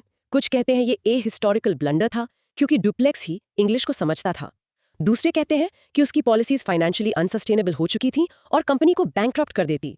So it's debatable. Subsidiary alliance का कॉन्सेप्ट जो डुप्लेक्स ने शुरू किया आखिर है क्या? सिंपल भाषा में, एक इंडियन रूलर अपनी प्रोटेक्शन के लिए यूरोपियन आर्मी अपनी टेरिटरी में रखेगा और उस आर्मी का सारा खर्चा भी वही रूलर उठाएगा। बदले में यूरोपियन पावर उसकी रक्षा करेगी। लेकिन इससे रूलर धीरे धीरे अपनी इंडिपेंडेंस खो देता था। आगे चलकर लॉर्ड वेलेस्ली ने इसका बड़े पैमाने पर यूज किया। इस वॉर में फ्रेंच की हार का मेन रीजन क्या था? क्लाइव का ब्रिलियंस या डुप्लेक्स की गलती? बोथ। क्लाइव का आरकोट पर अटैक एक गेम चेंजिंग मूव था, बट फ्रेंच साइड में डुप्लेक्स के कमांडर्स की इनकॉम्पिटेंस भी एक बड़ा फैक्टर थी। वो ट्रिचनोपोली को कैप्चर नहीं कर पाए, जहां से सारी प्रॉब्लम शुरू हुई। Okay, time for the practice Q. The Second Carnatic War was caused by Indian succession disputes, and Robert Clive's victory at the Siege of Arcot turned the war in favor of the English. And the mini recap. दूसरे Carnatic war में duplex की diplomatic strategy Clive के military action के आगे fail हो गई, जिससे French power कमजोर हुई। English 1, French 0। अब आई आखिरी और डिसाइसिव जंग की बारी। इस बार फिर से वजह यूरोप में थी। The final showdown. ग तीसरा कर्नाटक युद्ध, third Karnataka war 1758-63। The final showdown. ये यूरोप में चल रहे 7 इयर्स वॉर 1756-63 का एक्सटेंशन था, जिसने इंडिया में फ्रेंच पॉलिटिकल एम्बिशंस को हमेशा के लिए खत्म कर दिया। पन में यूरोप में ब्रिटेन और फ्रांस फिर से आमने सामने आ गए। इस वक्त तक इंग्लिश बंगाल में बैटल ऑफ प्लासी 1757 जीत चुके थे। उनके पास अब पैसा और रिसोर्सेज दोनों थे। फ्रेंच इस मामले में पीछे थे। तो अब कोर लॉजिक पर आते हैं, वॉर कैसे चली। 1758 में French commander Count de Lally ने आते ही इंग्लिश फोर्ट्स जैसे फोर्ट सेंट डेविड पर कब्जा कर लिया। लेकिन फिर हुई the decisive battle, battle of Wandiwash 1760। Tamil Nadu के वॉन्डीवॉश वंदावासी में 22 जनवरी 1760 को फाइनल बैटल हुई। इंग्लिश जनरल सर आयरकोर्ट ने फ्रेंच आर्मी जो लाली के अंडर थी को बुरी तरह हराया। फ्रेंच जनरल बुसी को प्रिजनर बना लिया गया। तो Wandiwash was the end game. Yes. फिर हुआ फॉल ऑफ पौंडीचेरी। इस हार के बाद लाली ने पौंडीचेरी को डिफेंड किया, लेकिन 1761 में उसे भी सरेंडर करना पड़ा। फ्रेंच पावर इंडिया में खत्म हो गई। इसका रिजल्ट एंड सिग्निफिकेंस क्या था? ट्रीटी में क्या हुआ? वॉर का एंड ट्रीटी ऑफ पेरिस 1763 से हुआ। इस ट्रीटी के मुताबिक फ्रेंच को उनकी फैक्ट्रीज पौंडीचेरी और चंद्रनगोर वापस मिल गईं। लेकिन अब वो इन फैक्ट्रीज को फोर्टिफाई यानी किलेबंदी नहीं कर सकते थे, और वो अब सिर्फ कमर्शियल एक्टिविटीज कर सकते थे, कोई पॉलिटिकल एम्बिशन नहीं रख सकते थे। बेसिकली उन्हें एक ट्रेडिंग कंपनी बनाकर छोड़ दिया गया। So the conclusion, the battle of Wandiwash was the true turning point for British supremacy in India. इसके बाद उनका कोई यूरोपियन राइवल नहीं बचा। The path to empire was clear, crystal clear. Cross questioning time. Historians Plassey को टर्निंग पॉइंट मानते हैं, but यहाँ वॉन्डीवॉश को भी डिसाइसिव कहा जा रहा है। Which one is more important? Excellent question. Plassey ने इंग्लिश को बंगाल का मास्टर बनाया, जिससे उन्हें इमेंस वेल्थ मिली। वॉन्डीवॉश ने उनके आखिरी यूरोपियन राइवल यानी फ्रेंच को इंडिया से एलिमिनेट किया। So you can say Plassey gave them the resources to win the empire and Wandiwash gave them the unopposed opportunity to build it. दोनों जरूरी हैं। French general Count de Lally के बारे में क्या कहा जाता है? Was he a good commander? Lally brave था, बट उसमें डिप्लोमेटिक स्किल्स की कमी थी। वो गुस्से वाला था और उसने फ्रेंच नेवी के साथ कोऑर्डिनेट नहीं किया। उसकी मिस्टेक्स ने फ्रेंच हार में बड़ा रोल प्ले किया। ही wasn't a good strategist. English को प्लासी से मिले रिसोर्सेज का वॉन्डीवॉश में क्या फायदा हुआ? बहुत बड़ा। बंगाल की वेल्थ से वो अपनी आर्मी को रेगुलर सैलरी, फूड और सप्लाईज दे पाए, जबकि फ्रेंच कंपनी हमेशा फंड की कमी से जूझ रही थी। As H.H. Dodwell said, the English were constantly strengthened, the second was constantly weakened. Treaty of Paris ने फ्रेंच को उनकी फैक्ट्रीज वापस क्यों दे दी? उन्हें पूरी तरह से क्यों नहीं निकाला? ये यूरोपियन डिप्लोमेसी का हिस्सा था। ट्रीटीज अक्सर कॉम्प्रोमाइज होती हैं। इंग्लिश को नॉर्थ अमेरिका में फ्रेंच से कुछ कंसेशंस चाहिए थे, इसलिए उन्होंने फ्रेंच को इंडिया में एक पावरलेस ट्रेडर के रूप में रहने दिया। It was a strategic move. So after 1763, the story of India is basically the story of the British. Yes. बाकी सब यूरोपियन पावर्स या तो जा चुके थे या साइडलाइंस पर थे। अब आगे की कहानी थी ब्रिटिश एक्सपेंशन की। पहले इंडियन स्टेट्स के अगेंस्ट और फिर आखिर में पूरे इंडिया पर control. Got it. One last practice cue for this section. The Third Carnatic War ended with the decisive Battle of Wandiwash in 1760, which eliminated French political power from India. And a mini recap. तीसरे Carnatic war में English ने French को हमेशा के लिए हरा दिया, जिससे इंडिया में उनके सामने कोई यूरोपियन चैलेंजर नहीं बचा। So, what does this all mean? आखिर इंग्लिश में ऐसी क्या खास बात थी? Why did they succeed where others failed? The million-dollar question. English की सक्सेस के पीछे उनकी company structure, naval power, financial stability और बेटर लीडरशिप जैसे कई फैक्टर्स थे। एक क्रिकेट टीम जो बार-बार जीतती है, उसके पीछे सिर्फ अच्छे प्लेयर्स नहीं होते, बल्कि अच्छा कैप्टन, अच्छा मैनेजमेंट, BCCI, बेहतर टेक्नोलॉजी और फाइनेंशियल बैकिंग भी होती है। इंग्लिश टीम ऐसी ही थी। Couldn't have said it better. Introduction. ये कोई एक रीजन का नतीजा नहीं था, बल्कि एक कॉम्बिनेशन ऑफ मल्टीपल एडवांटेजेस था जो इंग्लिश के पास था। हमने देखा कि उनके राइवल्स पोर्चुगीज, डच, फ्रेंच सब में कुछ न कुछ कमी थी। तो चलो in core logic the success factors को एक एक करके देखते हैं। सबसे पहले nature of the company. English EIC एक प्राइवेट कंपनी थी। इसमें सेल्फ कॉन्फिडेंस और क्विक डिसीजन मेकिंग थी। फ्रेंच कंपनी स्टेट कंट्रोल थी, जिसमें ब्यूरोक्रेसी और डिलेज थे। अगला, naval superiority. British Royal Navy उस वक्त दुनिया की बेस्ट थी। इसने उन्हें इंडिया और फ्रांस के बीच फ्रेंच सप्लाई लाइंस काटने में मदद की। समुद्र पर उनका राज था। ओके। Strong economic base. उनके पास 3 इंपॉर्टेंट बेसेस थे, कलकत्ता, बॉम्बे, मद्रास। फ्रेंच के पास सिर्फ पौंडीचेरी था। इंग्लिश ने अपने कमर्शियल इंटरेस्ट को कभी निगलेक्ट नहीं किया, इसलिए उनके पास हमेशा फंड्स थे। और लीडर्स, सुपीरियर कमांडर्स। इंग्लिश के पास sir Eyre Coote, Robert Clive, Stringer Lawrence जैसे कई केपेबल लीडर्स थे। फ्रेंच के पास सिर्फ ड्यूप्लेक्स था, और वो भी एक जनरल नहीं था। स्टेबल गवर्नमेंट इन ब्रिटेन, ये कैसे मैटर करता है? ब्रिटेन में एक स्टेबल गवर्नमेंट थी, जबकि फ्रांस में रेवोल्यूशन 1789 और नेपोलियनिक वॉर्स चल रहे थे। उनका घर आग में था, तो बाहर कैसे जीतते? Make sense. और industrial revolution? Industrial revolution England में सबसे पहले शुरू हुआ। इससे उन्हें बेहतर टेक्नोलॉजी और गुड्स मिले। और एक important point, lesser zeal for religion. उनका मेन फोकस प्रॉफिट था, रिलीजन स्प्रेड करना नहीं। इसलिए इंडियन रूलर्स उन्हें पोर्चुगीज से ज्यादा एक्सेप्ट करते थे। और आखिरी और सबसे unique reason, use of debt market. हाँ, बैंक ऑफ इंग्लैंड ने गवर्नमेंट को वॉर्स फंड करने के लिए डेट सेल किया। इससे ब्रिटेन अपने राइवल्स से मिलिट्री पर कई गुना ज्यादा खर्च कर पाया।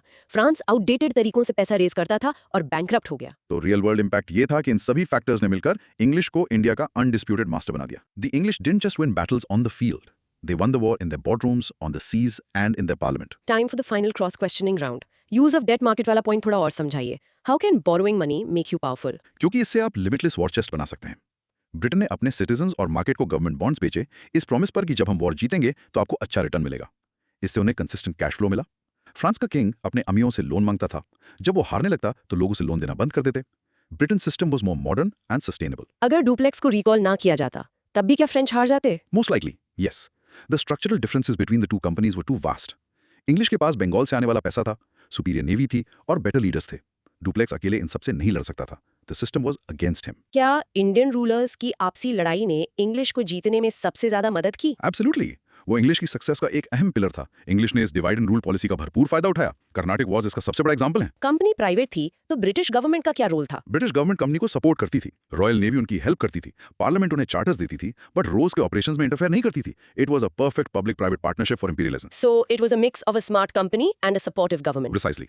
That was their winning formula. All right, let's practice one last time. English success was due to their private company structure, naval superiority, strong economic base, and superior leadership. And the final mini recap. English अपनी बेहतर planning, financial model और military leadership के कारण बाकी सभी European powers से आगे निकल गए।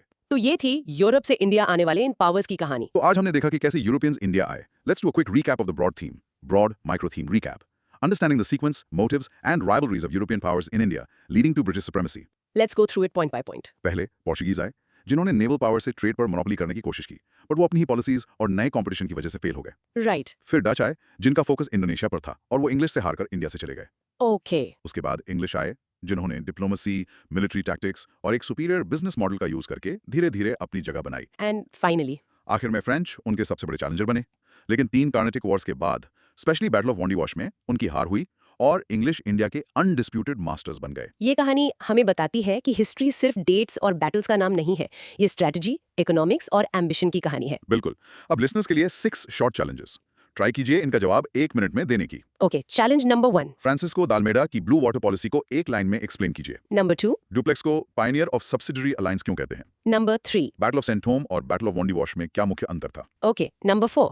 फरूक सियार के फरमान को मैग्ना कार्टा क्यों कहा जाता है? 5th challenge. रॉबर्ट क्लाइव के सीज ऑफ आर्कॉट की स्ट्रेटेजिक इंपॉर्टेंस क्या थी? And the last one. English success के 3 सबसे इंपॉर्टेंट नॉन मिलिट्री रीजंस बताइए। Great challenges. और एक आखिरी सवाल लिसनर्स के लिए छोड़कर जा रहे हैं। हमने देखा कि बैटल ऑफ वॉन्डीवॉश में इंग्लिश और फ्रेंच दोनों की आर्मीज में इंडियन सिपॉइज थे। इसका मतलब जीता कोई भी, हारने वाला तो इंडिया ही था। थोड़ा सोचिए, अगर उस वक्त के इंडियन रूलर्स ने आने वाले खतरे को पहचान लिया होता और आपस में लड़ने के बजाय एक यूनाइटेड फ्रंट बनाया होता, तो क्या आज इंडिया की हिस्ट्री कुछ और होती? इस पर जरूर सोचना। अगर आपको ये गहरी चर्चा पसंद आई तो इस चैनल को सब्सक्राइब करना ना भूलें। अपने दोस्तों के साथ शेयर करें और नीचे कमेंट्स में बताएं कि आप अगला टॉपिक क्या सुनना चाहेंगे। हम आपके सभी सवालों का जवाब देने की कोशिश करेंगे। तब तक के लिए सीखते रहिए। सोचो, जस्ट थिंक अबाउट इट। एक 200 साल पुरानी विशाल मुगल एम्पायर जिसके नाम से दुनिया कांपती थी, हाँ। वो ताश के पत्तों की तरह कैसे ढा गई? क्या हुआ था 18th सेंचुरी में कि ब्रिटिशर्स को इंडिया पर कब्जा करने का मतलब एक खुला मैदान मिल गया? It's a huge question. It is दोस्त, it's an epic story of chaos, ambition and some huge mistakes. बिल्कुल। इस पूरी कहानी को जड़ से समझने के लिए दोस्त एक काम करना है, अभी के अभी नीचे वो सब्सक्राइब बटन दबा दो, लाइक करो और नोटिफिकेशन बेल को ऑन कर लो ताकि तुम हमारे साथ इस अमेजिंग नॉलेज जर्नी पर चल सको। ऑलराइट, तो आज की हमारी सुपर डिटेल चर्चा का विषय है India on the eve of British conquest. Let's do this. और हम बिल्कुल शुरुआत से शुरू करेंगे। पहले देखेंगे कि माइटी मुगल एम्पायर का पतन क्यों शुरू हुआ। The very beginning. फिर हम नादिर शाह और अहमद शाह अब्दाली के आतंकारी एक्सटर्नल हमलों को समझेंगे। Those were brutal. उसके बाद हम एक्सप्लोर करेंगे कि पानीपत हमेशा एक एपिक बैटलफील्ड क्यों रहा। फिर हम औरंगजेब के बाद के कमजोर शासकों की पूरी लाइनअप देखेंगे। The parade of incompetence, as they say. Exactly. उसके बाद फुल ब्रेकडाउन, पतन के सभी कारणों का complete analysis. I'm looking forward to that part. फिर हम मुगलों की राख से उठने वाले रीजनल स्टेट्स जैसे हैदराबाद, बंगाल और मराठास की कहानी देखेंगे। The new power centers. और अंत में हम 18th सेंचुरी की सोशियो इकोनॉमिक कंडीशंस और यहाँ तक कि आर्ट एंड कल्चर पर भी एक नजर डालेंगे। तो चलो शुरू करते हैं। The decline of the Mughal Empire. Broad microtheme. The beginning of the end. Mughals in decline. Basically 18th century की पहली छमाही में माइटी मुगल्स का डाउनफॉल शुरू हो गया था। ये वो दौर था जब 200 साल पुरानी सल्तनत अंदर से खोखली हो रही थी। Hollowed out from the inside. Perfect description. एक जाइंट ओल्ड ट्री इमेजिन करो, बाहर से बहुत मजबूत दिखता है पर अंदर से दीमक खा चुकी है। औरंगजेब का शासनकाल यानी 1658 से 1707 वो पहली दीमक थी। और उसके बाद के शासक? वो तो पूरी की पूरी दीमक की फौज थी। That's a perfect analogy. The Mughal empire जो कभी अपने समकालीनों के लिए एक मिसाल था, 18th सेंचुरी की शुरुआत में बिखरने लगा। और सुनो, ये कोई अचानक हुई घटना नहीं थी, इसकी जड़ें बहुत बहुत गहरी थी। तो चलो let's get into the content discussion. Empire का फॉल किसी एक बुरे दिन या एक हारी हुई लड़ाई के बारे में नहीं है। ये एक स्लो ग्राइंडिंग प्रोसेस था जो लोगों के सोचने से बहुत पहले शुरू हो गया था। Okay, so let's talk about the background. कहाँ से शुरू हुआ ये सब? देखो, एम्परर औरंगजेब की पॉलिसीज ने ही साम्राज्य की स्थिरता को कमजोर कर दिया था। उसकी मृत्यु के बाद द वॉर्स ऑफ सक्सेशन, गद्दी के लिए लगातार झगड़े और कमजोर शासकों की एक सीरीज ने इस डिक्लाइन को बस एक्सेलरेट कर दिया। तो कोर लॉजिक क्या था? मेन रीजन क्या बना? Let's take Mohammad Shah. उसने 29 साल, अ लॉन्ग 29 इयर्स, 1719 से 48 तक शासन किया, लेकिन वो एक कंप्लीटली इनकॉम्पिटेंट रूलर था। इनकॉम्पिटेंट कैसे? उसके रहते हुए पावरफुल प्रोविंसेस जैसे हैदराबाद, बंगाल, अवध और पंजाब प्रैक्टिकली आजाद हो गए। लोकल चीफ्स अपनी आजादी का दावा करने लगे। और मराठास? और मराठास, जो तब तक एक रीजनल पावर थे, वो अब इंपीरियल मेंटल यानी शाही सत्ता के उत्तराधिकारी बनने की दौड़ में शामिल हो गए।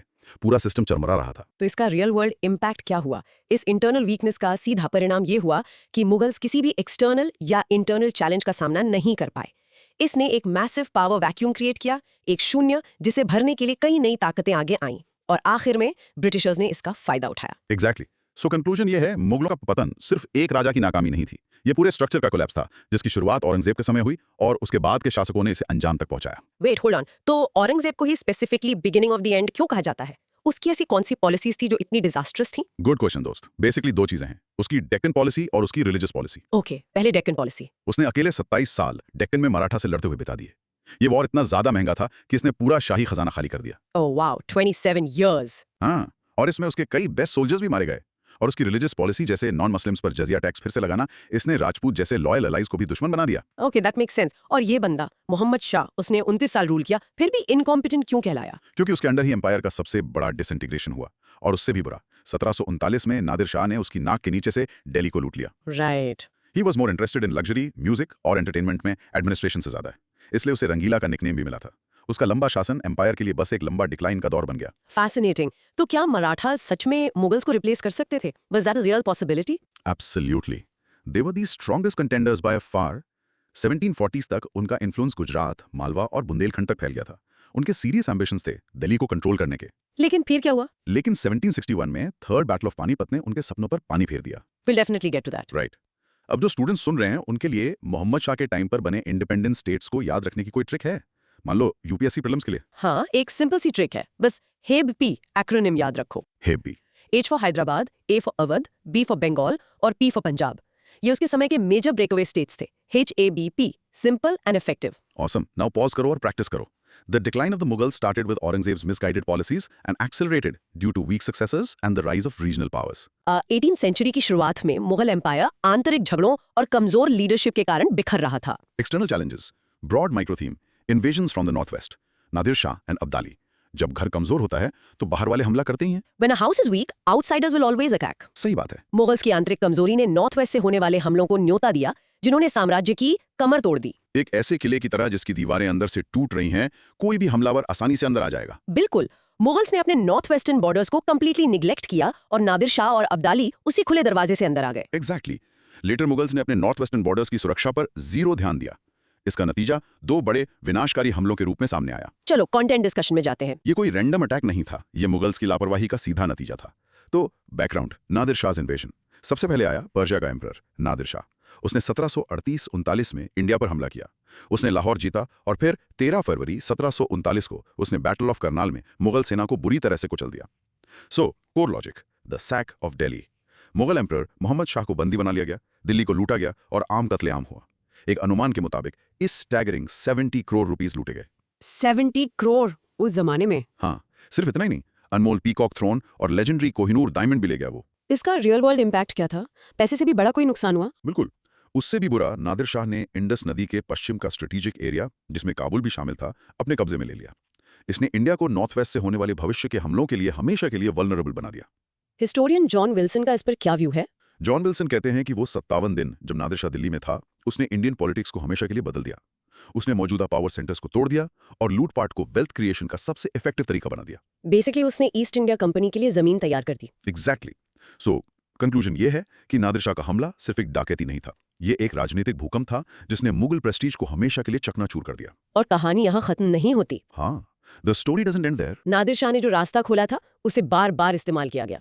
Let's talk about the background. Ahmad Shah Abdali ने जो इन्वेजन्स किए हैं। नादिर शाह का सक्सेसर अहमद शाह अब्दाली, जिसे दुरानी भी कहते हैं, उसने 1748 और 1767 के बीच कई बार इंडिया पर हमला किया। ओके, इसका कोर लॉजिक क्या था? उसने लगातार मुगल्स को परेशान किया, जिन्होंने 1751-52 में उसे पंजाब देकर शांति खरीदने की कोशिश की। 1757 में अब्दाली ने दिल्ली पर कब्जा किया, आलमगीर सेकंड को मुगल एम्परर माना और रोहेला चीफ नजीब उद दौला को अपना सुप्रीम एजेंट बनाकर छोड़ गया। लेकिन यहाँ मराठास की एंट्री होती है ना? हाँ, 1758 में मराठा चीफ रघुनाथ राव ने नजीब उद दौला को दिल्ली से निकाल दिया और पंजाब पर कब्जा कर लिया। ये अब्दाली के लिए एक सीधा चैलेंज था। तो बदला लेने के लिए? बिल्कुल। अब्दाली 1759 में लौटा और 1761 में उसने थर्ड बैटल ऑफ पानीपत में मराठास को हरा दिया। ये लड़ाई अ टोटल गेम चेंजर थी। इसका रियल वर्ल्ड इम्पैक्ट क्या हुआ? इन हमलों ने मुगल साम्राज्य की बची खुची इज्जत और खजाना दोनों खत्म कर दिए। उन्होंने साम्राज्य का खोखलापन पूरी दुनिया के सामने ला दिया। So the conclusion is? The invasions of Nadir Shah and Abdali were the final nails in the coffin of the Mughal Empire. Okay, quick cross questioning round. Ready? Hit me. Alright, बताओ, battle of Karnal कब और किसके बीच हुई थी? ये important है। Easy. 13th February 1739. It was Nadir Shah versus the Mughals under Muhammad Shah Rangila. Correct. Absolutely correct और date के साथ वेरी प्रिसाइज। अब सबको पता है नादिर शाह ने पीकॉक थ्रोन और कोहिनूर लूटा, लेकिन मुगल्स के लिए उससे भी बड़ा स्ट्रेटेजिक लॉस क्या था? वो था इंडिस के पश्चिम का इलाका जिसमें काबुल भी शामिल था। इसने नॉर्थ वेस्ट फ्रंटियर को हमेशा के लिए अनसेफ बना दिया और बेसिकली अब्दाली जैसे आगे के हमलावरों के लिए एक हाईवे खोल दिया। It was a massive geopolitical blunder. Perfect. Next, Abdali और मराठास के बीच दुश्मनी की मेन वजह क्या थी? ट्रिगर क्या था? The trigger was Raghunath Rao capturing Punjab in 1758। Abdali Punjab को अपना इलाका मानता था, तो ये इंडिया में उसकी अथॉरिटी के लिए एक डायरेक्ट चैलेंज था। वो सिर्फ बदला लेने के लिए वापस आया था। एग्जैक्टली। हमारे स्टूडेंट लिसनर्स के लिए थर्ड बैटल ऑफ पानीपत 1761 के मेन कंटेंडर्स को याद रखने का कोई आसान तरीका है? हाँ बिल्कुल, बस माँ एक्रोनिम याद रखो। मराठास वर्सेस अहमद शाह अब्दाली। तो आप सोच सकते हो माँ ने पानीपत में जंग लड़ी। कूल ना? Brilliant. Now pause and practising. Nadir Shah's invasion in 1739 shattered Mughal prestige, while Abdali's invasions culminated in the Third Battle of Panipat in 1761, ending Maratha supremacy. The northwestern invasions by Nadir Shah and Abdali destroyed the Mughal Empire's wealth and military power, creating a massive power vacuum. Panipat, the battlefield, broad micro theme. Why Panipat, the epicenter of decisive battles? Panipat, आज के हरियाणा में एक जगह, a place in modern day Haryana, has been that one field in Indian history जहां कई empire shaking लड़ाइयां लड़ी गईं, ऐसी battles जिन्होंने देश की किस्मत बदल दी। Panipat is like the boxing ring of Indian history. जब भी दो हैवीवेट कंटेंडर्स, एक नॉर्थ वेस्ट से और दूसरा दिल्ली से भिड़ते थे, तो फाइट हमेशा यहाँ होती थी। Absolutely. Let's get into the discussion. Introduction. Panipat में 3 बड़ी लड़ाइयों ने इंडियन हिस्ट्री का रुख बदल दिया। चलो उन्हें जल्दी से देखते हैं। Okay, so Background. The 3 battles. First battle, 1526. Babur versus Ibrahim Lodi. Result. Delhi सल्तनत खत्म, मुगल एम्पायर की शुरुआत। Second battle, 1556. Akbar versus Hemu. Result. Mughal rule का कंटिन्यूएशन सिक्योर हुआ। And the big one. Third battle, 1761. Marathas versus Ahmad Shah Abdali. Result. पूरे India पर राज करने का मराठास का सपना टूट गया। तो बड़ा सवाल यह है, core logic, why Panipat was a favorite battlefield? हमेशा पानीपत ही क्यों? इसके कई इंपॉर्टेंट कारण हैं। Number 1, strategic location. North west से खाइबर पास के जरिए दिल्ली आने वाले हमलावरों के लिए ये सबसे नेचुरल और खुला मैदान था। राजस्थान के रेगिस्तान या पास के घने जंगलों से एक बड़ी सेना को ले जाना बहुत रिस्की था। 2, प्रॉक्सिमिटी टू दिल्ली। ये दिल्ली के इतना पास था कि शासकों के लिए हथियार, सामान और रीइंफोर्समेंट्स भेजना आसान था, और कैपिटल सिटी खुद लड़ाई से दूर रहती थी। 3, सूटेबल टेरेन। यहाँ की जमीन बिल्कुल फ्लैट है, जो कैवलरी मूवमेंट यानी घुड़सवार सेना के लिए परफेक्ट थी, और उस जमाने में कैवलरी ही वॉरफेयर का मेन हथियार थी। 4, Grand Trunk Road. Sher Shah Suri द्वारा बनाई गई जीटी रोड पर होने की वजह से यहाँ तक पहुंचना बहुत आसान हो गया था। It was a super highway for conquerors. 5, favourable climate. यहाँ मॉनसून सीजन छोटा होता है, जिससे लंबे समय तक लड़ाई लड़ना आसान होता था। और 6, लोकल आर्टिसंस। इस इलाके के स्थानीय कारीगर, स्मिथ्स, युद्ध का सामान बनाने में एक्सपर्ट थे, तो दोनों सेनाओं के लिए अपने हथियार और सामान रिप्लेनिश करना आसान था। तो इसका रियल वर्ल्ड इम्पैक्ट क्या था? पानीपत की लड़ाइयों के नतीजों ने सिर्फ डायनास्टीज नहीं बदली, उन्होंने इंडिया के पॉलिटिकल, सोशल और कल्चरल फैब्रिक को हमेशा के लिए बदल दिया। So the conclusion is? Panipat का स्ट्रेटेजिक ज्योग्राफी एंड रिसोर्सेज ही वो वजह थी जिन्होंने इसे हिस्ट्री का one of the most decisive battle grounds बना दिया। Okay, time for a quick memory test. Third battle of Panipat का मेन आउटकम क्या था? It put a final end to the Maratha ambition of ruling over all of India. उनके imperial सपनों पर एक बहुत बड़ा आघात था। समझे। Got it. ये सोचो, अगर ग्रैंड ट्रंक रोड ना होती तो क्या पानीपत इतना इंपॉर्टेंट होता? Less likely. जीटी रोड ने लॉजिस्टिक्स और मूवमेंट को आने वाली सेनाओं के लिए बहुत आसान बना दिया था। उसके बिना सप्लाई लाइंस मेंटेन करना एक पूरा नाइटमेयर होता. So it was a crucial factor. Okay, एक और सवाल। कैवलरी के लिए फ्लैट ग्राउंड इतना जरूरी क्यों था? पहाड़ों में क्यों नहीं लड़े? Hills are terrible for large-scale cavalry charges. ये charges उस दौर के शॉक एंड ऑ टैक्टिक थे. फ्लैट ग्राउंड स्पीड, फॉर्मेशन और कोऑर्डिनेशन देता है जो कैवलरी के इफेक्टिव होने के लिए जरूरी है. आप एक पहाड़ की ढलान पर कोऑर्डिनेटेड चार्ज नहीं कर सकते. Make sense. स्टूडेंट्स के लिए जो इन 3 लड़ाइयों के साल याद करने की कोशिश कर रहे हैं, कोई अच्छी ट्रिक है? हाँ, इसे कहानी की तरह सोचो दोस्त. 1526 के लिए बाबर आया 26. ओके. 1556 के लिए अकबर ने सब फिक्स किया 56 56. नाइस। और 1761 के लिए मराठास का सपना टूटकर एक हो गया 61 61. N 1761 के लिए. So 1526, 1556, 1761. Right. That's a great one. Now, pause and practice saying. Panipat strategic location, proximity to Delhi, and flat terrain made it the preferred battlefield for decisive historical conflicts. Panipat कोई रैंडम चॉइस नहीं था। उसकी geography और strategic फायदों ने उसे Indian history का boxing ring बना दिया। Weak rulers after Aurangzeb, broad micro theme, the parade of incompetence, later Mughals. Aurangzeb के बाद मुगल गद्दी पर बैठने वाले ज्यादातर राजा कमजोर, ऐशपरस्त और अक्षम थे. उन्होंने साम्राज्य के ताबूत में एक-एक करके कीलें ठोकी. एक सक्सेसफुल कंपनी फाउंडर जैसे अकबर या शाहजहां को इमेजिन करो, जिसके बाद ऐसे सीईओज की लाइन लग जाए जो सिर्फ पार्टी करना जानते हैं। कंपनी तो कोलैप्स होगी ही। दैट, दोस्त, is the story of the later Mughals. Exactly. Historian Sidney Owen का एक फेमस व्यू है कि बहादुर शाह आए was the last emperor of whom anything favorable can be said. उसके बाद it was a complete disaster. चलो इस इनकॉम्पिटेंस की लाइनअप को देखते हैं। लेटर मुगल्स की कहानी एक ट्रेजिक कॉमेडी ऑफ एरर्स है, जहां हर शासक शायद पिछले वाले से भी बुरा था. सो बैकग्राउंड क्या है? औरंगजेब की मृत्यु 1707 में होने के बाद एक वॉर ऑफ सक्सेशन शुरू हो गया, और जो जीता वो था उसका 63 साल का बेटा, जिसने बहादुर शाह आई का टाइटल लिया। Let's get into the core logic, chronological breakdown. Bahadur Shah आए 1707 से 12। उसे शाहे बेखबर या हीडलेस किंग के नाम से जाना जाता था। उसने मराठास और राजपूत के साथ एक शांतिपूर्ण नीति अपनाने की कोशिश की और मराठा प्रिंस शाहू को रिहा किया। उसने कोशिश की, लेकिन डिक्लाइन को रिवर्स करने के लिए वो बहुत बूढ़ा था। उसके बाद जहांदार शाह 1712 से 13, वो पावरफुल नोबल जुल्फिकार खान की मदद से सत्ता में आया। उसने इजारा सिस्टम यानी रेवेन्यू फार्मिंग शुरू किया और जजिया को खत्म कर दिया। फिर फरुखसियार 1713 से 19, उसे सैयद ब्रदर्स, जो किंग मेकर्स के नाम से मशहूर थे, ने गद्दी पर बिठाया। एक इंपॉर्टेंट इवेंट, 1717 में उसने ब्रिटिश को एक फरमान जारी किया जिससे उन्हें बड़े ट्रेड कंसेशंस मिले। वो पहला मुगल एम्परर था जिसे उसके ही नोबल्स ने मार डाला। उसके बाद 2 पॉकेट एम्परर्स, राफियुद दराजात और राफियुद दौला 1719, जिनके शासनकाल सबसे छोटे थे। और फिर आया बदनाम मोहम्मद शाह रंगीला 1719-48. हमने उसकी लग्जरियस लाइफस्टाइल और कैसे नादिर शाह ने उसके शासन में हमला किया उसके बारे में पहले ही बात की है. उसके बाद अहमद शाह बहादुर 1748-54, जिसे उसकी मां उधम बाई पूरी तरह कंट्रोल करती थी। फिर आलमगीर II 1754-59, जिसकी शासनकाल में 1757 में बैटल ऑफ प्लासी लड़ी गई, जो ब्रिटिश के लिए एक बड़ी जीत थी. The list continues. Shah Alam II 1760-1806 एक मेजर रूलर था। उसके लंबे शासन में थर्ड बैटल ऑफ पानीपत और बैटल ऑफ बक्सर दोनों हुए। 1764 में बक्सर में हारने के बाद वो ईस्ट इंडिया कंपनी का पेंशनर बन गया और उसने उन्हें बंगाल, बिहार और उड़ीसा के दीवानी राइट्स दे दिए। ये ब्रिटिश के लिए एक बहुत बड़ा कदम था। फिर अकबर शाह II 1806-37, जिसने राम मोहन रॉय को राजा का टाइटल दिया था. और आखिर में बहादुर शाह जफर 1837 से 57, आखिरी मुगल एम्परर। वो एक महान शायर था, लेकिन एक कमजोर शासक। उसे 1857 के विद्रोह के बाद रंगून भेज दिया गया। तो इसका रियल वर्ल्ड इम्पैक्ट क्या हुआ? सेंटर में कमजोरी ने नोबल्स, गवर्नर्स और बाहरी ताकतों को साम्राज्य को टुकड़े टुकड़े करने का मौका दिया। And the conclusion? साम्राज्य कानूनी तौर पर 1 नवंबर 1858 को खत्म हो गया। इस परेड ऑफ इनकॉम्पिटेंस ने साम्राज्य का अंदर से कोलैप्स सुनिश्चित कर दिया। Very well summarised. चलो कुछ क्रॉस क्वेश्चंस हो जाएं. पहला, किंग मेकर्स कौन थे? द सैयद ब्रदर्स, अब्दुल्ला खान और हुसैन अली। वो दिल्ली दरबार में इतने पावरफुल थे कि वो अपनी मर्जी से एम्परर्स को गद्दी पर बिठा और हटा सकते थे, जब तक कि मोहम्मद शाह ने आखिरकार उन्हें मरवा नहीं दिया। करेक्ट. ब्रिटिश को फरमान किसने और कब दिया? वो फरुखसियार ने 1717 में दिया था। ये एक बहुत बड़ी गलती थी जिसने ब्रिटिश को बंगाल में एक बड़ा इकोनॉमिक फुटहोल्ड दिया, जिसका इस्तेमाल उन्होंने अपना साम्राज्य बनाने के लिए किया। इंडीड. दीवानी राइट्स ग्रांट करने का असल मतलब क्या था? इसका मतलब था ईस्ट इंडिया कंपनी को बंगाल, बिहार और उड़ीसा, इंडिया के सबसे अमीर प्रांतों से रेवेन्यू यानी टैक्स कलेक्ट करने का अधिकार देना। बेसिकली एम्परर एक रबर स्टैंप बन गया और कंपनी उस इलाके की फाइनेंशियल मास्टर बन गई। परफेक्ट. और कानूनी तौर पर मुगल एम्पायर ऑफिशियली कब खत्म हुआ? 1 नवंबर 1858। ये क्वीन विक्टोरिया की घोषणा के साथ हुआ, जब 1857 का विद्रोह पूरी तरह से कुचल दिया गया था। एक्सीलेंट. ये वाला थोड़ा मुश्किल है. लेटर मुगल्स के सीक्वेंस को याद रखने की कोई ट्रिक है? ये थोड़ा ट्रिकी है, लेकिन एक निमोनिक सेंटेंस ट्राई कर सकते हैं, जैसे कि बहादुर, जहान, Farrukh, really ruined Muhammad's awesome and super amazing biryani.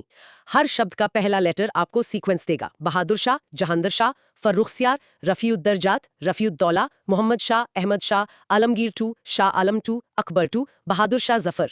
थोड़ी प्रैक्टिस लगेगी, but it works. That's creative. Now, was in practice saying the incompetence of the later Mughals from Bahadur Shah I to Bahadur Shah Zafar created a power vacuum that regional and foreign powers eagerly filled. Aurangzeb के बाद आइश परस्त और कमजोर emperors की एक series ने साम्राज्य का अंदर से कोलैप्स सुनिश्चित कर दिया। Causes of decline of the Mughal Empire, broad micro theme, the autopsy of an empire, why the Mughals fell. Mughals का पतन किसी एक कारण से नहीं हुआ. It was a complex mix of internal decay, external pressure और गहरी structural flaws. ये एक ऐसे पेशेंट की तरह है जिसे मल्टीपल ऑर्गन फेलियर हो गया हो। दिल एम्परर कमजोर था, धमनियां नोबिलिटी दुश्मनी से भरी हुई थीं और इम्यून सिस्टम आर्मी पूरी तरह से कोलैप्स हो चुका था। That's a fantastic way to put it.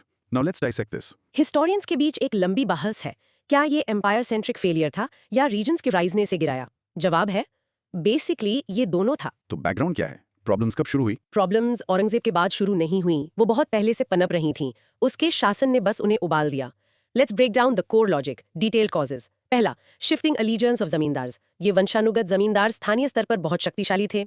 जैसे ही दिल्ली में सेंट्रल अथॉरिटी कमजोर हुई, उन्होंने प्रोविंशियल नोबल्स की मदद करना शुरू कर दिया ताकि वो अपने इंडिपेंडेंट किंगडम्स बना सकें। रीजनल लॉयल्टीज मुगल एम्परर के प्रति लॉयल्टी से ज्यादा मजबूत हो गई। दूसरा, और ये बहुत इंपॉर्टेंट है, द जागीरदारी क्राइसिस। नोबेलिटी यानी अमीर को उनकी सैलरी लैंड ग्रांट्स के रूप में मिलती थी, जिन्हें जागीर्स कहते थे। लेकिन नोबल्स की संख्या इतनी बढ़ गई कि उन्हें देने के लिए जमीन ही नहीं बची। इस प्रॉब्लम को जहां नोबल्स ज्यादा और जागीर्स कम थे, बेजागीरी कहते हैं। तो इसे सॉल्व कैसे किया गया या नहीं किया गया? इसे सॉल्व करने के लिए औरंगजेब के एडमिनिस्ट्रेशन ने कागज पर जागीर से होने वाली आमदनी को बढ़ा चढ़ाकर दिखाना शुरू कर दिया। बदले में नोबल्स उस बढ़ी हुई रकम को वसूलने के लिए किसानों पर बेरहमी से जुल्म करते थे। तो नोबल्स और किसान दोनों नाखुश थे और पूरा सिस्टम टूटने लगा। इसने राइज ऑफ रीजनल एस्पिरेशंस को भी फ्यूल किया होगा। बिल्कुल, जाट्स, सिख्स और मराठास जैसे समूहों ने अपने खुद के राज्य बनाने के लिए विद्रोह करना शुरू कर दिया। वो लगातार मुगल से लड़ते रहे, जिससे साम्राज्य के संसाधन खत्म होते गए। राजपूत, जो कभी साम्राज्य के सबसे मजबूत समर्थक थे, वो भी औरंगजेब की नीतियों से अलग हो गए। और इकोनॉमिक एंड एडमिनिस्ट्रेटिव प्रॉब्लम्स भी थे। हाँ, लगातार युद्ध, दरबार के आलीशान जीवन शैली और क्राउन लैंड से आने वाले रेवेन्यू में कमी ने खजाना पूरी तरह खाली कर दिया। सबसे जरूरी, कोई साइंटिफिक और टेक्नोलॉजिकल एडवांसमेंट नहीं हुई। जब यूरोप एक साइंटिफिक रेवोल्यूशन से गुजर रहा था, इंडिया की इकोनॉमी स्टैग्नेंट थी। साम्राज्य भी इतना बड़ा हो गया था कि उसे एक दूर की राजधानी से कमजोर शासकों द्वारा मैनेज करना मुश्किल हो गया था। तो रियल वर्ल्ड इंपैक्ट इसका पूरा ब्रेकडाउन था। हाँ, a perfect storm of problems, जिसने मुगल स्टेट एपरेटस को पूरी तरह से तोड़ दिया। इसका कंक्लूजन ये है कि अलग-अलग हिस्टोरियंस के अलग-अलग व्यूज हैं। सतीश चंद्रा इकोनॉमिक क्राइसिस पर फोकस करते हैं, खासकर जागीरदारी क्राइसिस पर। इरफान हबीब भी इकोनॉमिक कारणों की तरफ इशारा करते हैं। विलियम ओवाइन कहते हैं कि मिलिट्री इनएफिशिएंसी सबसे बड़ा कारण था। सिडनी ओवेन औरंगजेब की रिलीजियस पॉलिसीज को दोष देते हैं और JN Sarkar rottenness at the core of Indian society की बात करते हैं, यानी एक पूरा नैतिक और राजनीतिक पतन। ओके, जागीरदारी क्राइसिस को सिंपल शब्दों में समझाओ जरा। अच्छा, इसे एक बड़ी कंपनी की तरह सोचो, जो अपने सभी मैनेजर्स, नोबल्स को एक बड़ा बोनस देने का वादा करती है। लेकिन कंपनी के पास असलियत में उतना पैसा नहीं है, तो वो उन्हें बढ़ी हुई रकम लिखे हुए झूठे चेक देती है, इन्फ्लेटेड जगीर्स। मैनेजर्स फिर उस पैसे को निकलवाने के लिए वर्कर्स, किसानों को परेशान करते हैं। अंत में सब नाराज होते हैं और कंपनी, साम्राज्य कोलैप्स हो जाती है। ये इन एसेंस बेजागीरी क्राइसिस है। That's a great analogy.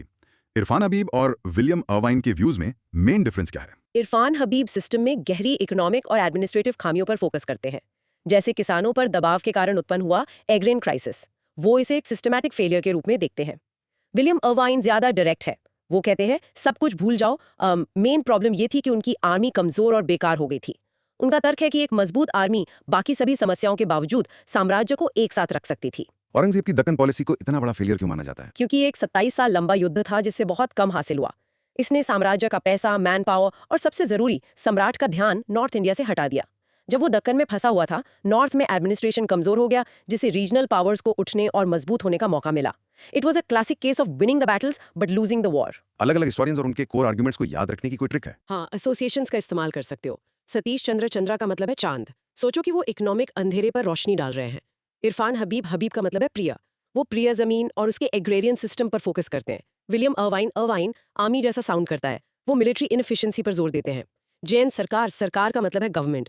वो पूरी सरकार और समाज को सड़ावा होने का दोष देते हैं। That's very helpful. JN Sarkar का rottenness at the core of Indian society से क्या मतलब था? उनका मतलब था एक पूरा नैतिक पतन। उनका तर्क था कि रॉयल्टी भ्रष्ट थी, नोबल स्वार्थी और धोखेबाज थे, और भ्रष्टाचार और अक्षमता हर जगह थी। उनके लिए ये सिर्फ एक पॉलिटिकल या इकोनॉमिक फेलियर नहीं था, बल्कि उस समय इंडियन कैरेक्टर का ही फेलियर था। ये एक बहुत स्ट्रॉन्ग और कंट्रोवर्शियल व्यू है। Wow, that's deep. Okay, इसको प्रैक्टिस करो. The Mughal fall was a multifaceted collapse caused by weak rulers, the Jagirdari crisis, regional rebellions, and external invasions, as analyzed by various historians. Mughal साम्राज्य सिर्फ गिरा नहीं, उसे बाहर से धक्का दिया गया, जबकि वो अंदर से सड़ रहा था। Rise of regional states, broad micro theme, from the ashes of the empire, the new power centers. जैसे ही मुगल साम्राज्य कमजोर हुआ, उसके प्रांत और विद्रोही समूह ने अपनी अपनी इंडिपेंडेंट सरकारें बना लीं, जिन्हें हम रीजनल स्टेट्स कहते हैं। ये बिल्कुल वैसा है जैसे जब एक बड़ी मल्टीनेशनल कॉर्पोरेशन फेल हो जाती है, तो उसके रीजनल मैनेजर्स अपनी ब्रांचेस खरीद लेते हैं और अपनी इंडिपेंडेंट कंपनीज शुरू कर देते हैं। करेक्ट. और हम इन नए स्टेट्स को 3 ब्रॉड कैटेगरीज में बांट सकते हैं. 18वीं सदी सिर्फ पतन का युग नहीं था, ये रीजनल लेवल पर नई शुरुआतों का भी युग था। इसका बैकग्राउंड साफ है. सेंट्रल मुगल अथॉरिटी की कमजोरी ही इन स्टेट्स के उदय का सीधा कारण थी. Let's get into the core logic, survey of kingdoms. Let's get into the core logic, survey of kingdoms. पहला, सक्सेसर स्टेट्स. ये पुराने मुगल प्रांत थे जो प्रैक्टिस में इंडिपेंडेंट हो गए, लेकिन अभी भी फॉर्मल तौर पर मुगल एम्परर को अपना सुपीरियर मानते थे. मेन एग्जांपल्स हैं हैदराबाद, जिसे निजामुल मुल्क ने स्थापित किया, अवध, जिसे सादत खान ने स्थापित किया, और बंगाल, जिसे मुर्शीद कुली खान ने स्थापित किया. दूसरा, इंडिपेंडेंट किंगडम्स. ये राज्य आम अफरा तफरी का फायदा उठाकर सामने आए. फॉर एग्जाम्पल, मैसूर हैदर अली और टीपू सुल्तान के अंडर, केरला मार्तांडा वर्मा के अंडर, और विभिन्न राजपूत स्टेट्स जिन्होंने अपनी आजादी फिर से हासिल कर ली. और तीसरी कैटेगरी है न्यू स्टेट्स। ये उन समूहों द्वारा स्थापित किए गए थे जिन्होंने मुगल्स के खिलाफ विद्रोह किया था। बड़े एग्जाम्पल्स हैं मराठास पेशवास के अंडर, सिख्स जिन्होंने खुद को 12 मिसल्स में संगठित किया और बाद में रंजीत सिंह ने उन्हें एक किया, और जट्स सूरजमाल जैसे नेताओं के अंडर। इसका real world impact, nature and limitations of regional states. अब इन स्टेट्स के बारे में इंटरेस्टिंग बात यह है कि जबकि वो इंडिपेंडेंट थे, उनमें से ज्यादातर, यहाँ तक कि मराठास और सिख्स जैसे विद्रोही भी मुगल एम्परर को कम से कम नाम के लिए सुप्रीम अथॉरिटी मानते रहे। ये एक लेजिटिमेसी का सिंबल था जिसे वो छोड़ना नहीं चाहते थे। हाँ, लेकिन उनकी सीरियस लिमिटेशंस थीं. वो मॉडर्न फाइनेंशियल या एडमिनिस्ट्रेटिव सिस्टम्स बनाने में फेल रहे हैं. मैसूर को छोड़कर ज्यादातर साइंस और टेक्नोलॉजी में पिछड़े हुए थे, और सबसे जरूरी, वो लगातार एक दूसरे से लड़ रहे थे. सो द कंक्लूजन इज, वो मुगल साम्राज्य को तोड़ने के लिए काफी मजबूत थे, लेकिन उनमें से कोई भी उसे एक स्थिर ऑल इंडिया पॉलिटी से रिप्लेस करने के लिए मजबूत नहीं था. इस लगातार आपसी लड़ाई ने ही ब्रिटिश के लिए परफेक्ट मौका बनाया कि वो आगे आएं और उन्हें एक दूसरे के खिलाफ इस्तेमाल करें. Time for cross questions. Successor states और न्यू स्टेट्स में फंडामेंटल डिफरेंस क्या था? फंडामेंटल डिफरेंस उनकी उत्पत्ति में था. Successor states official Mughal structure से निकले थे. उनके संस्थापक मुगल गवर्नर्स थे जिन्होंने बस दिल्ली से ऑर्डर्स लेना बंद कर दिया. न्यू स्टेट्स मुगल स्ट्रक्चर के खिलाफ विद्रोह से पैदा हुए थे. उनके संस्थापक चीफ्टन थे जिन्होंने जमीन से उठकर अपनी आजादी के लिए लड़ाई की. रंजीत सिंह की सुकरचकिया मिसल क्या थी? चकिया मिसल इन 12 में से एक थी. रंजीत सिंह इस विशेष मिसल के नेता थे, और उन्होंने इसकी शक्ति को एक बेस के रूप में इस्तेमाल करके बाकी सभी मिसलों को एक किया और पंजाब में शक्तिशाली सिख एम्पायर की स्थापना की. बैटल ऑफ शाकिर खेड़ा 1724 क्यों इंपॉर्टेंट है? ये बहुत इंपॉर्टेंट है क्योंकि ये डिफैक्टो रूप से हैदराबाद के एक इंडिपेंडेंट स्टेट के रूप में जंग को चिन्हित करता है. इस लड़ाई में निजामुल मुल्क, जो दिल्ली की पॉलिटिक्स से तंग आ चुका था, उसने दक्कन के ऑफिशियल रूप से नियुक्त मुगल वाइसरॉय मुबारिस खान को हरा के मार डाला. इस जीत के बाद वो दक्कन का अनडिस्प्यूटेड मास्टर बन गया. टीपू सुल्तान को मॉडर्नाइजेशन के मामले में एक एक्सेप्शन क्यों माना जाता है? क्योंकि अपने समय के ज्यादातर अन्य रीजनल शासकों के विपरीत टीपू ने सक्रिय रूप से अपने राज्य और सेना को यूरोपीय तर्ज पर मॉडर्नाइज करने की कोशिश की. वो फ्रेंच मिलिट्री टेक्नोलॉजी से बहुत प्रभावित था. उसने मॉडर्न ट्रेड और इंडस्ट्री को बढ़ावा दिया, और यहाँ तक कि फ्रांस में डिप्लोमेट्स भी भेजे. उसके पास एक मॉडर्न विजन था जो अपने समकालीनों की परंपरागत फ्यूडल मानसिकता से परे था. कैसे याद रखें कि कौन सा स्टेट किस कैटेगरी में फिट होता है? Successor, independent, new? एक आसान तरीका है उनके मुगल्स के साथ रिश्ते के बारे में सोचना. सक्सेसर सक्सेस जैसा सुनाई देता है. वो सक्सेसफुल मुगल गवर्नर्स थे जो इंडिपेंडेंट हो गए. HEB याद रखो, हैदराबाद, अवध, बंगाल. सक्सेसर सक्सेस जैसा सुनाई देता है. वो सक्सेसफुल मुगल गवर्नर्स थे जो इंडिपेंडेंट हो गए. HEB याद रखो. इंडिपेंडेंट का मतलब है कि वो हमेशा थोड़े अलग थे और अफरा तफरी का फायदा उठाया. मैसूर, केरला, राजपूत के बारे में सोचो. न्यू स्टेट्स मुगल्स के खिलाफ विद्रोह से नए पैदा हुए थे. प्रमुख विद्रोही समूह के बारे में सोचो. Maratha, Sikhs, Jats. Excellent. Now practice saying. The fall of the Mughals led to 3 types of regional states: successor, independent, and new, which despite their rise failed to create a unified all-India polity. साम्राज्य की राख ने कई नए राज्यों को जन्म दिया, लेकिन कोई भी अगला साम्राज्य नहीं बन सका. Socio-economic conditions. Broad micro theme: a land of contrasts. Life in 18th century India. 18th century India विरोधाभासों का देश था. एक तरफ बेहिसाब दौलत और ऐशो आराम था, लेकिन दूसरी तरफ आम आदमी गरीबी और पिछड़ेपन में जी रहा था. एक मॉडर्न शहर की तरह सोचो जहां चमकती हुई स्काईस्क्रेपर्स के ठीक बगल में बड़ी-बड़ी स्लम्स हों. That was 18th century India on a massive scale. So true. चलो इकोनॉमी को देखते हैं. इंट्रोडक्शन. इस दौर को समझने के लिए हमें राजाओं और लड़ाइयों से परे देखना होगा और देखना होगा कि आम लोग कैसे रहते थे. और इसका बैकग्राउंड ये है कि 18th सेंचुरी की पॉलिटिकल अफरा तफरी का सीधा असर इकोनॉमी और सोसाइटी पर पड़ा. Let's get into the core logic, detail breakdown. Agriculture, ये टेक्निकली पिछड़ी हुई थी, औजार और तरीके पुराने थे, लेकिन किसान बेहद मेहनत करते थे। समस्या ये थी कि उन्हें अपनी मेहनत का फल शायद ही कभी मिलता था। उन्हें अपनी उपज का एक बड़ा हिस्सा राज्य को, जमींदारों को, जागीरदारों को, मतलब हर कोई अपना हिस्सा ले लेता था। इंटरेस्टिंगली सॉस ये नोट करता है कि इंडियन मासेस की लाइफ बाय एंड लार्ज उससे बेहतर थी जो 100 साल के ब्रिटिश रूल के बाद हो गई। ट्रेड एंड इंडस्ट्री ये एक बिल्कुल अलग कहानी थी। इंडिया एक ग्लोबल मैन्युफैक्चरिंग पावर हाउस था। ये आत्मनिर्भर था और जितना इंपोर्ट करता था उससे कहीं ज्यादा एक्सपोर्ट करता था। उसके टेक्सटाइल्स, मसाले, चीनी और दूसरे सामान की पूरी दुनिया में जबरदस्त मांग थी। इसलिए इंडिया को सिंक ऑफ प्रेशियस मेटल्स कहा जाता था। पूरी दुनिया से सोना और चांदी उसके सामान के बदले इंडिया में आते थे। एक्सपोर्ट्स की लिस्ट तो कमाल की है। Cotton textiles, raw silk, Indigo, opium, चावल, काली मिर्च, कीमती पत्थर। इंपोर्ट्स में ज्यादातर लग्जरी आइटम्स थे, जैसे मोती, कॉफी, चाय और कुछ यूरोपियन मेटल्स। ढाका, मुर्शिदाबाद, सूरत और अहमदाबाद बड़े टेक्सटाइल हब्स थे। शिप बिल्डिंग भी एक बड़ी इंडस्ट्री थी। Russian emperor Peter the great ने तो यहाँ तक कहा, the commerce of India is the commerce of the world. Education, लेकिन ये प्रोग्रेस एक तरफा थी। शिक्षा बहुत परंपरागत थी। हमारे पास एलिमेंट्री एजुकेशन के लिए पाठशालाएं और मकतब थे, लेकिन फोकस लिटरेचर, लॉ, रिलीजन और फिलॉसफी पर था। फिजिकल और नेचुरल साइंसेज, टेक्नोलॉजी और ज्योग्राफी की पढ़ाई लगभग न के बराबर थे। ये वेस्ट में जो हो रहा था उसकी तुलना में एक बहुत बड़ा ड्रॉबैक था। सोसाइटल सेटअप, समाज बहुत कठोर था। परिवार सिस्टम पेट्रियार्कल था। हिंदुओं के जीवन में कास्ट सिस्टम केंद्रीय था। और भले ही इस्लाम समानता का उपदेश देता है, इंडियन मुस्लिम्स भी जाति, नस्ल और स्टेटस के आधार पर बटे हुए थे। जैसे कि शरीफ या नोबल मुस्लिम्स अजलफ या निचले वर्ग के मुसलमानों को नीची नजर से देखते थे। पोजीशन ऑफ विमेन, महिलाओं की स्थिति काफी खराब थी। सती, पुर्दा सिस्टम, बाल विवाह और बहुविवाह जैसी सामाजिक बुराइयां आम थीं। स्लेवरी, गुलामी भी प्रचलित थी, अक्सर अत्यधिक करीबी के कारण। इकोनॉमी और एक पिछड़े और कठोर समाज के इस कॉम्बिनेशन ने बहुत सारे आंतरिक विरोधाभास पैदा किए। एंड द कंक्लूजन, इंडिया आर्थिक रूप से अमीर था, लेकिन सामाजिक और वैज्ञानिक रूप से स्टैग्नेंट था, जिससे वो ज्यादा टेक्नोलॉजिकली एडवांस्ड और सोशली डायनामिक यूरोपियंस के सामने कमजोर हो गया। Okay, cross question time. India को सिंक ऑफ प्रेशियस मेटल्स क्यों कहते थे? सिंपल सी बात है, क्योंकि उसके एक्सपोर्ट्स, खासकर टेक्सटाइल्स, इतने मूल्यवान और इतनी मांग में थे कि दूसरे देशों के पास ट्रेड में ऑफर करने के लिए सोने और चांदी के अलावा बहुत कम था। तो दुनिया भर से कीमती धातुएं ट्रेड को बैलेंस करने के लिए इंडिया आती थी और वो यहीं रह जाती थी। 18th सेंचुरी एजुकेशन सिस्टम का सबसे बड़ा ड्रॉबैक क्या था? इसका सबसे बड़ा ड्रॉबैक मॉडर्न साइंस, टेक्नोलॉजी और ज्योग्राफी का पूरी तरह से एक्सक्लूजन था। जब यूरोप अपना एनलाइटमेंट जी रहा था और इंडस्ट्रियल रेवोल्यूशन के कगार पर था, इंडियन एजुकेशन प्राचीन ज्ञान में अटकी हुई थी। इसने इंडिया और वेस्ट के बीच एक बहुत बड़ा नॉलेज गैप पैदा कर दिया। शरीफ और अजलाफ मुस्लिम्स में क्या अंतर था? ये एक क्लास और स्टेटस का डिवीजन था। शरीफ मुस्लिम्स इज्जतदार लोग थे, नोबल्स, स्कॉलर्स, प्रीस्ट्स और आर्मी ऑफिसर्स, जो अक्सर विदेशी मूल के होते थे। अजलाफ मुस्लिम्स निचले वर्ग के थे, ज्यादातर निचली जातियों से इस्लाम में कन्वर्ट हुए स्थानीय लोग, जिन्हें शरीफ लोग नीची नजर से देखते थे। ये दिखाता है कि कैसे जाति जैसी विभाजन इंडियन इस्लाम में प्रवेश कर चुके थे। इंडिया के मेन एक्सपोर्ट आइटम्स क्या थे जिन्होंने उसे ट्रेड में इतना अमीर बनाया? सुपरस्टार एक्सपोर्ट तो डेफिनेटली कॉटन टेक्सटाइल्स था। बुनी हुई हवा कहलाने वाले फाइन मसलिन से लेकर रोजमर्रा के कपड़े तक इंडियन टेक्सटाइल्स ने दुनिया के बाजार पर राज किया। दूसरे बड़े आइटम्स थे रॉ सिल्क, इंडिगो जो एक जरूरी डाई था, सॉल्टपीटर गन पाउडर के लिए, ओपियम और काली मिर्च जैसे मसाले। सोर्स कहता है कि लाइफ 100 साल के ब्रिटिश रूल के बाद से बेहतर थी। ऐसा क्यों होगा? ये एक प्रोवोकेटिव पॉइंट है। तर्क ये है कि जबकि प्री ब्रिटिश इंडिया में अत्याचारी शासक थे, सिस्टम अभी भी बड़े पैमाने पर परंपरागत और आत्मनिर्भर था। ब्रिटिश दूसरी तरफ ने सिस्टमैटिकली इंडिया की इंडस्ट्रीज को अपने फायदे के लिए नष्ट किया।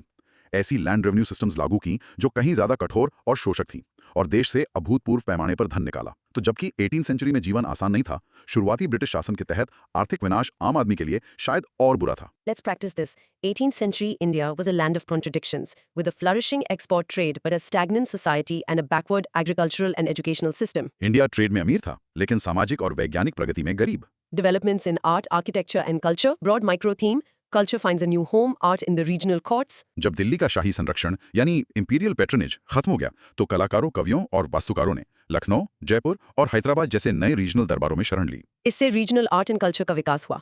ये बिल्कुल वैसा है जैसे जब एक मशहूर आर्ट स्कूल की मेन ब्रांच बंद हो जाती है तो उसके सबसे अच्छे प्रोफेसर्स अलग अलग शहरों में अपने छोटे स्पेशलाइज्ड स्टूडियोज खोल लेते हैं, जिससे कई नए आर्ट फॉर्म्स पैदा होते हैं। एग्जैक्टली, ये रीजनल लेवल पर एक कल्चरल रेनेसांस था। चलो इसमें डाइव करते हैं। सिफिकेशन हुई। इसका बैकग्राउंड यह है कि दिल्ली के कल्चरल सेंटर के रूप में पतन के साथ कलाकार और विद्वान नए पेट्रन्स की तलाश में उभरते हुए रीजनल स्टेट्स में चले गए। Let's look at the core logic, detail breakdown. Architecture, Lucknow में नवाब आसफुद्दौला ने 1784 में शानदार बड़ा इमामबाड़ा बनवाया। जयपुर में प्रतिभाशाली शासक सवाई जयसिंह ने मशहूर पिंक सिटी और हेम आश्चर्यजनक रूप से 5 एस्ट्रोनॉमिकल ऑब्जर्वेटरीज या जंतर मंतर दिल्ली, जयपुर, बनारस, मथुरा और उज्जैन में बनवाए। और केरला में खूबसूरत पद्मनाभपुरम पैलेस बनवाया गया जो अपनी यूनिक आर्किटेक्चर और म्यूरल पेंटिंग्स के लिए मशहूर है।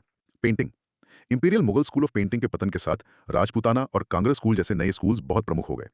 वो एक नई जीवंता और स्वाद लाए जिसमें रिलीजन, माइथोलॉजी और कोर्टली रोमांस के थीम्स पर फोकस किया गया। कांगड़ा स्कूल खासकर अपने लिरिकल और रोमांटिक स्टाइल के लिए मशहूर है। लिटरेचर इस दौर में एक शानदार बूम देखा गया। ये उर्दू पोएट्री का गोल्डन एज था जिसमें मीर तकी मीर, सौदा और नजीर अकबर आबादी जैसे लेजेंड्स थे।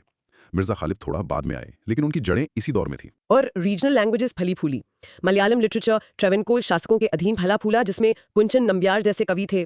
तमिल में सितार पोएट्री का उदय हुआ जो स्वभाव से विद्रोही थी।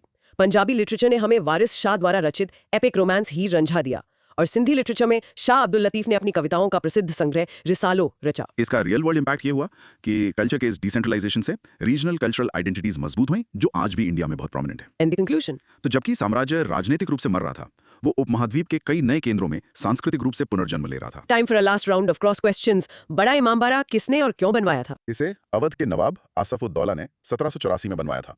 मुख्य कारण असल में एक फूड फॉर वर्क प्रोग्राम था ताकि एक भयानक अकाल के दौरान अपनी प्रजा को राहत प्रदान की जा सके। ये एक आर्किटेक्चरल मावल है जो अपने विशाल सेंट्रल आर्च्ड हॉल के लिए मशहूर है जो बिना किसी बीम या पिलर के खड़ा है। सवाई जयसिंह सिर्फ एक राजा थे या कुछ और भी? वो एक राजा से कहीं ज्यादा थे। वो एक महान राजनीतिज्ञ, एक प्रतिभाशाली समाज सुधारक और एक कुशल खगोल शास्त्री और टाउन प्लानर थे। जयपुर जैसे प्लान शहर और 5 जंतर मंतर का निर्माण साइंस और आर्किटेक्चर में उनकी गहरी रुचि और महारत को दिखाता है जो उस समय के किसी शासक के लिए बहुत दुर्लभ था। उन्होंने जीज मोहम्मद शाही नामक एस्ट्रोनॉमिकल टेबल्स का एक सेट भी तैयार किया था। कांगड़ा स्कूल ऑफ पेंटिंग की स्पेशलिटी क्या है? कांगड़ा स्कूल आदमी नाजुक, लिरिकल और रोमांटिक स्टाइल के लिए जाना जाता है। इसमें मुलायम ठंडे रंगों का इस्तेमाल होता है और अक्सर कृष्ण के जीवन या रोमांटिक थीम्स के दृश्यों को चित्रित किया जाता है। ये महिलाओं और प्रकृति के सुंदर चित्रण के लिए मशहूर है। ये बहुत काव्यात्मक और परिष्कृत है। हीर रांझा किस भाषा का एपिक है? ये पंजाबी लिटरेचर की एक उत्कृष्ट रचना है जिसे कवि वारिस शाह ने रचा था। ये इंडियन सबकॉन्टिनेंट के सबसे प्रसिद्ध ट्रैजिक रोमांसेस में से एक है। सवाई जयसिंह के 5 एस्ट्रोनॉमिकल ऑब्जर्वेटरीज के लोकेशंस को कैसे याद रखें? एक विद्वान की यात्रा के बारे में सोचो। वो राजधानी दिल्ली से शुरुआत करता है। वो अपने घर जयपुर जाता है, फिर वो यमुना नदी पर स्थित 2 पवित्र शहरों मथुरा और बनारस वाराणसी की तीर्थयात्रा पर जाता है। अंत में वो ज्ञान के प्राचीन शहर उज्जैन जाता है जो ऐतिहासिक रूप से खगोल विज्ञान के लिए प्रसिद्ध है। सो Delhi, Jaipur, Mathura, Banaras, Ujjain. Perfect. Now pause and practice saying, as Mughal imperial patronage declined, art and culture found new life in regional courts, leading to significant developments in architecture, painting and literature. जब दिल्ली की सांस्कृतिक रोशनी फीकी पड़ी तो पूरे इंडिया में कई छोटे शानदार दिए जल उठे। तो ये थी कहानी This was the story of India on the eve of British conquest. चलो इस सबको एक साथ लाते हैं। द ब्रॉड माइक्रो थीम जिसे हमने एक्सप्लोर किया है वो ये है कि कैसे एक शक्तिशाली केंद्रीकृत साम्राज्य विघटित हो गया जिसे एक अफरा तफरी भरा लेकिन डायनामिक नया परिदृश्य बना। Here's a summary of our discussion. हमने देखा कि कैसे मुगल एम्पायर कमजोर उत्तराधिकारियों, जागीरदारी क्राइसिस जैसे आंतरिक संकटों और नादिर शाह और अब्दाली के विनाशकारी बाहरी हमलों के कारण ढह गया। हमने समझा कि पानीपत की स्ट्रेटेजिक लोकेशन ने उसे इंडियन हिस्ट्री का निर्णायक युद्ध क्षेत्र क्यों बनाया। हमने मुगल्स की राख से 3 प्रकार के रीजनल स्टेट्स के उदय को एक्सप्लोर किया, सक्सेसर, इंडिपेंडेंट और न्यू स्टेट्स। और अंत में हमने 18th सेंचुरी के विरोधाभासी समाज, उसकी पिछड़ी कृषि, उसके फल फूल रहे व्यापार और रीजनल कला और संस्कृति के जीवंत विकास को देखा। Now for a quick test to see how much you've observed, दोस्त। ये हैं 6 शॉर्ट कंटेंट प्रोब्स। इनके जवाब खुद से देने की कोशिश करो। 1 मिनट में खुद को जागीरदारी क्राइसिस समझाओ। 2 नादिर शाह और अहमद शाह अब्दाली के हमलों के बीच मुख्य अंतर क्या था। 3 कैटेगरीज के रीजनल स्टेट्स का एक एग्जाम्पल दो। 4 18वीं शताब्दी में इंडिया से 3 प्रमुख एक्सपोर्ट आइटम्स के नाम बताओ। 5 किंग मेकर्स कौन थे और उन्होंने किस मुगल एम्परर को मारा था। 6 सवाई जयसिंह के 2 मेजर कॉन्ट्रीब्यूशंस बताओ। और ये है तुम्हारे लिए एक चैलेंज, दोस्त। औरंगजेब के बाद के सभी मुगल शासकों की एक टाइमलाइन बनाओ और हर शासक के आगे उनके शासन से जुड़ी एक महत्वपूर्ण घटना लिखो। देखो बिना देखे कितने सही कर पाते हो। That's a great exercise. और अब एक आखिरी प्रोवोकेटिव थॉट। हमने देखा कि रीजनल पावर्स मुगल एम्पायर को चैलेंज करने और तोड़ने के लिए काफी मजबूत थीं, लेकिन उनमें से कोई भी उसे रिप्लेस करने के लिए एक स्थिर ऑल इंडिया पॉलिटी बनाने में सफल नहीं हुआ। जरा सोचो, अगर मराठास 1761 में पानीपत की लड़ाई नहीं हारते तो इंडिया का भविष्य क्या होता? क्या ब्रिटिश कभी सफल हो पाते? This is something to really think about. Absolutely fascinating to consider. और अगर इस डिटेल डिस्कशन में मजा आया और कुछ नया सीखने को मिला तो हमारे चैनल को सब्सक्राइब करना मत भूलना। और प्लीज नीचे कमेंट करके बताओ कि अगला कौन सा टॉपिक तुम चाहते हो कि हम अनपैक करें। Like and share this with every curious mind, अगली बार तक कीप लर्निंग। सोचो जरा, एक प्राइवेट कंपनी